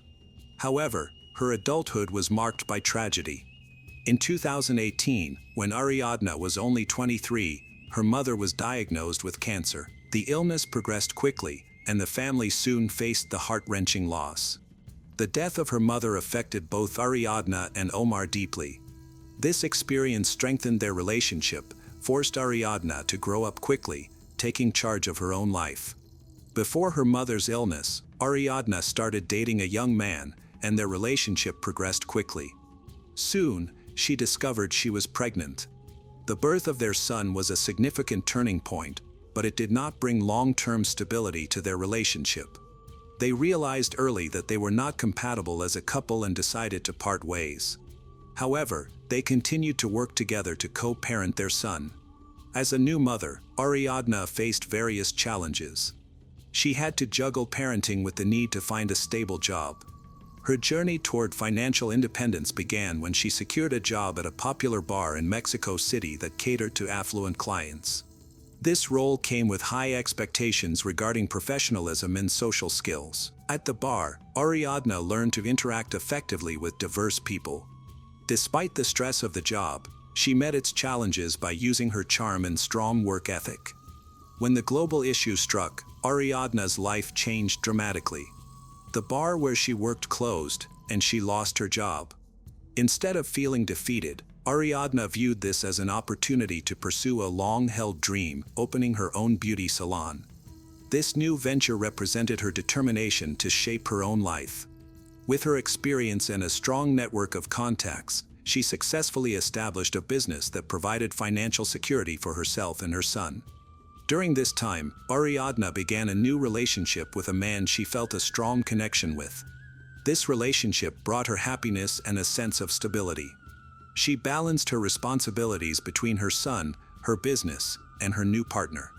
Although her days were busy, she welcomed each moment with appreciation, eager for the new opportunities that came her way. By the age of 27, Ariadna's life was like a carefully arranged puzzle. Every success and challenge added to the overall picture of her journey. She had faced loss, rebuilt her life from scratch, focused on her son's future, and achieved her independence. However, just as this chapter of her life seemed to be starting on a positive note, it was unfortunately a precursor to something much more troubling. Ariadna met Vanessa Flores through mutual friends at a social event where Ariadna was with her friends. Vanessa made a strong impression. She was young, energetic, and charismatic, easily attracting attention with everyone around her. However, those close to Vanessa often noted that she could be unpredictable. Behind her charm, there were some more difficult aspects to her personality, and her actions sometimes surprised others. Raudal Astudillo Garcia, a middle-aged entrepreneur, often appeared in Vanessa's social group. His name was frequently associated with rumors due to his wealth, influence, and extravagant lifestyle. He was often seen with younger women who wanted to join his circle. There were many whispers about him, including tales of high-profile connections and even suggestions of links to organized groups. However, no one in his social circle could confirm any of these claims. Raudal himself steered clear of direct questions regarding his past or business dealings. His presence garnered both respect and a sense of unease. Ariadna was smart and independent, but she didn't realize how different her new friends were from her usual social circle. Vanessa, eager to impress, often boasted about her connections to influential people, particularly Ruthlessly, whom she claimed could solve problems effortlessly. Gradually, Ariadna began spending more time with this group. Vanessa seemed genuinely intrigued by Ariadna, lavishing attention on her and diligently trying to earn her trust. When Raudal learned about Ariadna from Vanessa, he quickly wanted to meet her. During their first encounter, he surprised her with his attentiveness and charm. His confidence attracted people, including Ariadna. However, behind his polished facade lay a more complicated character. Those who had interacted with him mentioned his manipulative nature. Despite this, Ariadna perceived him as respectful and even kind. Vanessa played an important role in building the connection. She often invited Ariadna to events where Raudal was also present, fostering a welcoming atmosphere. However, as time went on, small warning signs began to emerge. Ariadna's close friends started advising her to be wary of this group.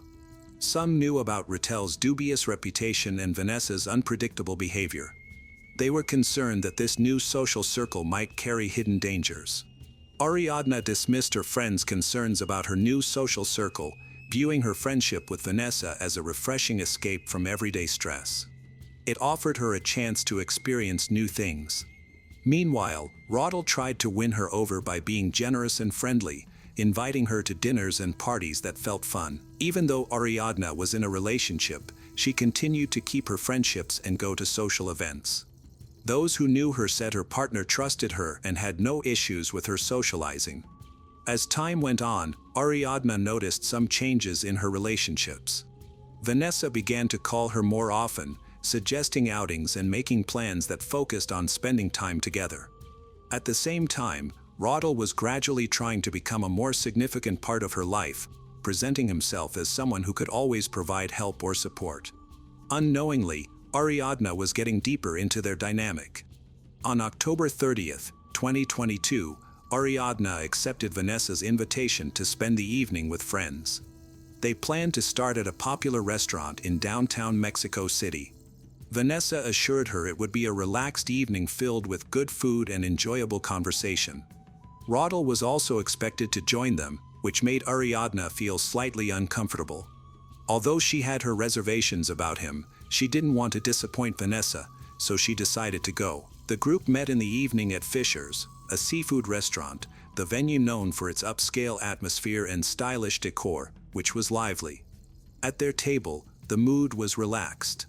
Wine and cocktails were being enjoyed, platters of appetizers added to the festive feel of the night. Raudal took the spotlight, sharing stories, proposing toasts, and engaging playfully with the waitstaff. He exuded confidence and made sure everyone noticed him. Vanessa joined in, lightening the mood with jokes and laughter. The rest of the group attempted to keep the upbeat vibe, but Ariadna stood out because she seemed uncomfortable. She frequently checked her phone, responding to messages and looking concerned as she read the screen. She often glanced at Raudal, as if trying to understand unspoken feelings behind his words. Vanessa tried to draw her back into the fun, urging her to relax and have another drink, but Ariadna remained reserved, her demeanor suggesting that something was troubling her more than the lively atmosphere could hide. In the evening, Ariadna shared a puzzling message on her social media: "Would you miss me if I disappeared?" This caused concern among her followers. Some thought it was just a joke, but her close friends and colleagues felt it was out of character for her. The message created an unsettling feeling that, at the time, no one understood would be connected to her last hours. As the night went on, the group decided to continue their evening at Rottle's house, a suggestion made by Rottle himself. Vanessa supported the idea, claiming it would be a more relaxed and private setting.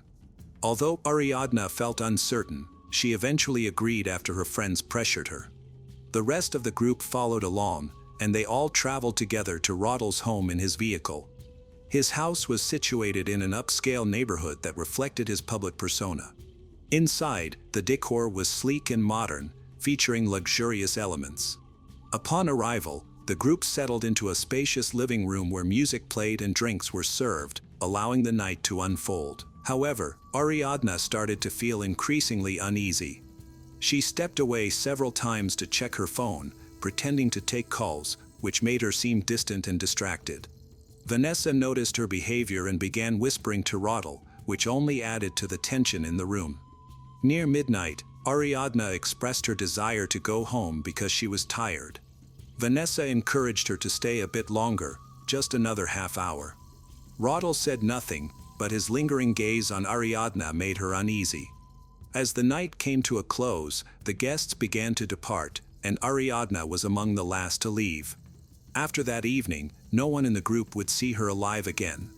On October 31st, the night before the Day of the Dead, Ricardo Calderon and a friend set off on a bike ride south from Mexico City to Tepoztlan, a popular day trip destination. They turned off the road to rest outside the colonial town. That's where they made a grisly discovery: a woman's body in the bushes beneath an overpass, within earshot of passing traffic. She was lying on her back, with her arms spread out, her beige skirt pulled up above her waist, and her right foot clad in a white high-top sneaker. Her hair was braided, and she had no identification or belongings. They quickly contacted the police, who arrived several hours later. While waiting, they took photos of the scene to document details that might assist in identifying the woman. When the police arrived, they secured the area, started gathering evidence. They found visible tire tracks in the dirt and markings that indicated the body had been moved. Forensic specialists observed signs of a struggle, but they couldn't determine the exact cause of death right away. No weapons were discovered, and the body had no obvious injuries that could explain what happened. There were also no documents or personal items to identify her. Hours later, images of the scene began to spread on social media, causing widespread concern. Among those who saw the photos were friends and family of Ariadna. Her father and her brother, Omar, recognized familiar features, including her tattoos. The tattoo reads, Armida, the name of Ariadna's mother. Another is a sunflower, her signature symbol. They feared the worst, so they filed a missing person report and informed the authorities that the woman found might be Ariadna Lopez. Meanwhile, authorities in the state of Morelos began a separate investigation. However, the local police's initial actions faced significant criticism. They mishandled evidence collection, leaving many crucial details at the scene undocumented. This raised serious concerns about the professionalism and integrity of the involved law enforcement. When Ariadna's family came to identify the body, they faced their worst fears. Omar recognized his sister by a tattoo on her shoulder. The shock was overwhelming, especially upon seeing the state of her body, which bore bruises and trauma on her face and arms, indicating some form of violence. In contrast, the police's initial statements were vague and unconvincing. The family responded by calling for justice, demanding a transparent investigation. On the same day, they contacted friends who used social media to help raise awareness. The campaign quickly gained traction, attracting thousands of users. Despite increasing public pressure, the Morelos police continued to believe that the death could have been an accident. They indicated that a final conclusion could only be reached after the forensic report was finished. This position only fueled further suspicion, especially as rumors started to spread that influential individuals might be attempting to cover up the truth. Investigators first interviewed Rottle and Vanessa, the last known people to see Ariadna alive. Their statements provided the initial account of the situation. Rottle stated that after the party, Ariadna chose to leave his house and called a taxi. He described her as a little upset but not overly concerned. He said he walked her to the door, and she left alone. Vanessa supported his story, confirming that Ariadna took a taxi but did not mention her destination. However, inconsistencies in their account quickly surfaced. The main issue was the absence of any confirmed taxi records. Neither Rottle nor Vanessa could provide the contact information for a driver or any evidence to back up their claims. Later, investigators checked several taxi service logs in the area but found no record of Ariadna being picked up that night. Another concern was the inconsistency in Vanessa's story. Her answers changed depending on the questions asked. At first, she claimed that Ariadna left the party on her own. Later, she mentioned that they had an argument, implying that Ariadna might have been emotionally troubled. Ariadna's friends reported to the police that Vanessa contacted them after Ariadna's disappearance, trying to suggest that Ariadna was in a bad state of mind, referring to her vague social media post. This post, made just hours before Ariadna's disappearance, raised concerns for many. While her family and close friends initially viewed it as a joke, investigators began to think it might signal her emotional distress on the night of the party. Additionally, Vanessa's increasingly anxious behavior was alarming. In messages to Ariadna's friends, she appeared hesitant to discuss the events of that night. At one point, she expressed fear of being suspected, though she didn't explain why. These clues led investigators to believe that Vanessa might be hiding important information. The initial investigation into Ariadna's death did not provide a clear explanation of what happened. However, further inquiries by law enforcement and independent experts revealed important evidence. 2 autopsies, surveillance footage, and text messages from the suspects' phones became crucial in piecing together the events. Oriel Carmona, the state's chief prosecutor, told reporters that an autopsy determined Ariadna Lopez died of severe alcohol poisoning. He stated that investigators found no signs of violence. Sitting at the same table, Yasmin Herrera Soto, the chief medical examiner, clarified the findings. The autopsy showed significant bruising but no fatal injuries. According to the autopsy report, none of the 17 fresh wounds on Ariadna's arms, legs, and torso broke the skin or caused external bleeding, and there were no broken bones or signs of assault. In an interview, Pereira noted that there were a pair of bruises on the back of Ariadna's head that caused internal bleeding in her skull, but no brain damage, and that the bruising was consistent with a fall.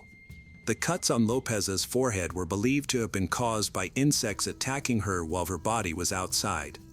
Prosecutors stated that lab tests showed Ariadna's blood alcohol level was 0.498, a level that is 6 times the legal limit for driving in the United States. According to Carmona, Ariadna choked on her own vomit. Nevertheless, her family strongly disputed this finding. Ariadna's family, unsatisfied with the official explanation, requested an independent second autopsy. Under pressure from the public and her relatives, Ariadna's body was sent to a forensic institute in Mexico City. The results of this second examination contradicted the original conclusions. Experts discovered multiple injuries, including head trauma, bruises, and signs of struggle on her arms and legs, suggesting she may have tried to defend herself. These findings indicated that Ariadna's death was not accidental or solely due to alcohol. Consequently, her death was reclassified as the result of violent actions, leading authorities to treat the case as a criminal matter.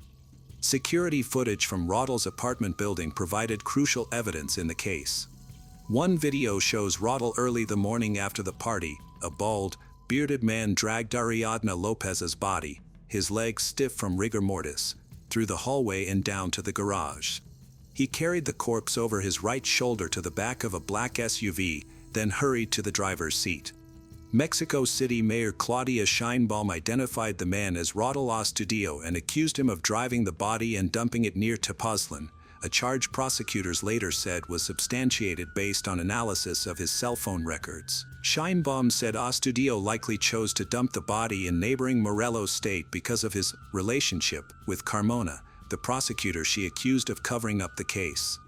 Scheinbaum said that they had tried to blame the victim. He added that never again should a woman's murder be covered up and a woman be defamed and harmed. Meanwhile, Vanessa often told Ariadna's friends that she might have been having emotional difficulties and suggested she could have intentionally disappeared. However, her friends described Ariadna as lively and optimistic, with no known emotional issues. When the second autopsy and surveillance footage, it became evident that the initial theories of an accidental death or voluntary departure from Rottel's home were not valid. The evidence instead indicated a violent act and a conscious attempt to conceal the body. These findings led to legal actions against Rottel and Vanessa, who would soon face charges in court. Vanessa was the first to be arrested. Authorities discovered that she had been in regular contact with Rottel after Ariadna's death, discussing ways to evade legal consequences. Her arrest occurred amid significant media attention. During initial questioning, Vanessa claimed she was not involved in Ariadna's death, but her statements contained numerous contradictions. She asserted that she had gone to bed early on the night of the incident and knew nothing about what happened afterward. However, further investigations disproved this claim. Message logs indicated that she was aware of the situation and had conversed with Rottel about important details. Investigators also found that Vanessa had taken actions to destroy potential evidence, including deleting photos and conversations, trying to distance herself from the aftermath. Realizing the overwhelming evidence against him, Rottel chose to turn himself in. He arrived at the police station with his legal team and claimed he was innocent. He stated that he did not harm Ariadna. Instead, he panicked after finding her unresponsive in his home the morning after the party and attempted to conceal her body, fearing he would be blamed. However, investigators found significant issues with his version of events. First, a second autopsy revealed clear signs of physical trauma, contradicting his assertion that she died without any interference. Second, surveillance footage showed him intentionally carrying her body in a way that suggested he was trying to avoid being seen, which is not typical behavior for someone seeking help. Furthermore, his text messages with Vanessa indicated that they had coordinated their stories and worked to mislead others about what actually happened. During the investigation, alarming new evidence came to light pointing to possible corruption. There were increasing suspicions about a link between Rottel and a prosecutor in Morelos. Notably, the initial autopsy report from that state failed to mention any injuries that suggested violence. Public activists and Ariadna's family accused the prosecutor of abusing their position to protect Rottel, leading to widespread public anger. In response, authorities in Mexico City began a formal review of the prosecutor's actions, while Internal Affairs launched an independent investigation into potential misconduct. Some witnesses alleged that Rottel had ties to criminal groups, which could explain his seeming assurance that he would escape punishment. Nevertheless, both Vanessa and Rottel denied any direct involvement, instead choosing to defend each other, deflect questions. This evasiveness heightened investigators' suspicions and played a significant role in the decision to keep them in temporary custody. The reasons and events of that night prompted a thorough investigation. To find the truth, investigators had to piece together the timeline, analyze physical evidence, and study the actions of everyone at the gathering. Gradually, a clearer understanding started to take shape. Ariadna Lopez arrived at Fisher's, a bustling seafood restaurant in Mexico City, at around 6 p.m. on October 30th, wearing a long beige dress and white high-top sneakers. She hugged both Vanessa and Rottel. The trio, along with 3 others, left the restaurant about an hour later in Rottel's black SUV. All 6 arrived at Rottel's building at around 7:15 p.m. They took the elevator to his apartment. At first glance, everything seemed typical. There was laughter, conversation, and music, but subtle hints indicated something was off. Witnesses and text message analysis showed that Ariadna was unusually quiet and distracted. She often checked her phone, sending messages and answering calls, behavior her friends noted was unlike her during social events. This detail became important in the investigation. Ariadna's messages to a friend revealed her worries about the gathering and discomfort with certain people there. Although Vanessa and Rottel were the hosts, there was noticeable tension between them. Witnesses later noted that Vanessa directed several sharp comments at Ariadna throughout the night. Ariadna, wishing to avoid drama, responded calmly and tried to defuse any potential conflict. As the night progressed and alcohol began to affect everyone, tensions intensified. Vanessa, already emotional, raised her voice multiple times, accusing Ariadna of being disrespectful and unfriendly. No one else at the gathering agreed with these accusations, but the atmosphere became increasingly tense.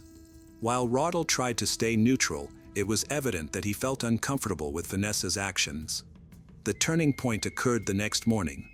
Witnesses reported seeing Ariadna heading toward the exit, apparently trying to leave the house, but for unknown reasons, she returned shortly after.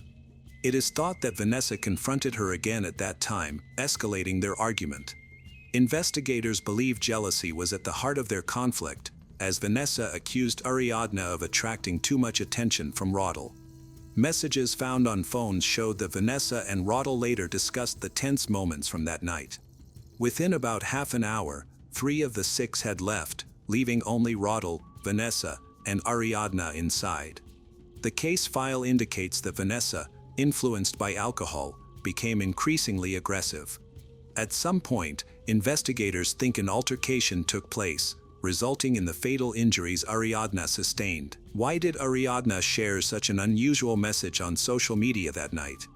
Initially, many assumed it was a joke, but her close friends later confirmed that she was likely feeling uneasy because of Vanessa's behavior and the tense vibe at the gathering. The post might have been her way of expressing her discomfort or reaching out for help. As pieced together the events, it became clear that Vanessa's jealousy, heightened by alcohol and her emotional instability, significantly contributed to what transpired. Instead of seeking assistance, Rottle appeared to prioritize hiding what happened, which ultimately made the situation worse. Ariadna's family has worked hard to reveal the full truth about her death.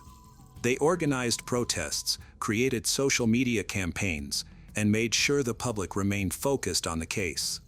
One major success was attracting international media attention, which increased pressure on Mexico's judicial system to be transparent. In late November, hundreds of people participated in a protest march in Mexico City. The preliminary court proceedings in Ariadna's case were a key moment in their quest for justice. Despite facing some resistance from authorities, her family and their legal team ensured that the case was handled openly and fairly, with all details thoroughly examined.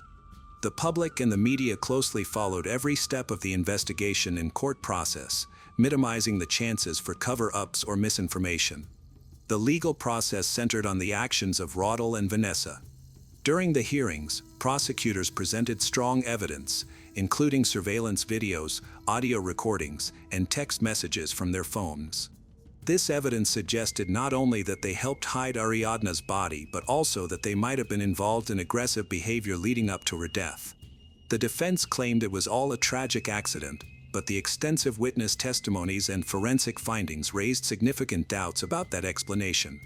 A key part of the trial was uncovering the motive behind the crime. Witnesses who knew Vanessa described her as emotionally unstable and prone to outbursts, especially when drinking. Rottle was depicted as having a questionable past with possible connections to criminal groups, which further complicated his role that night. Although both defendants denied any responsibility for Ariadna's death, their statements often conflicted with established facts, increasing suspicions against them. At this time, the final verdict has not yet been reached, and the investigation is still ongoing. However, prosecutors have charged the suspects with homicide, which may be categorized as femicide, a crime motivated by gender-based violence. In Mexico, this classification is seen as an aggravating circumstance and could result in a maximum penalty of up to 70 years in prison if both suspects are convicted. In January 2023, after reviewing conflicting autopsy results and other evidence, Mexico's Federal Attorney General's office sided with Mexico City prosecutors. The Attorney General stated that the cause of death was blunt force trauma to the head, resulting from a blunt instrument or contact with a flat, hard surface. The coroner's conclusion that Ariadna's death was related to excessive drinking was deemed unacceptable by the Attorney General. Investigators determined that she died in Rottle's apartment on the evening of October 30th, between 10 p.m. and 1 a.m., but they did not provide details regarding a possible motive. Morelos' prosecutor, Carmona, denied any wrongdoing. He described the work of his forensic detectives as impeccable and dismissed the Attorney General's findings as mere opinion. Mexico City authorities increased security for the Lopez family to mitigate fears of retaliation by Rodal's accomplices. Ariadna's 7-year-old son is now living with her older brother, Omar. As the closest male role model, he has assumed the responsibilities of both guardian and father. Omar is fully committed to meeting the child's needs while also honoring his sister's memory by providing the love and stability that Ariadna once offered. The rest of the family has rallied around him, determined to help the boy cope with his loss and ensure that he grows up in a nurturing environment. Ariadna Lopez became a symbol of the fight for equality as women marched in the streets on Women's Day with her image on signs.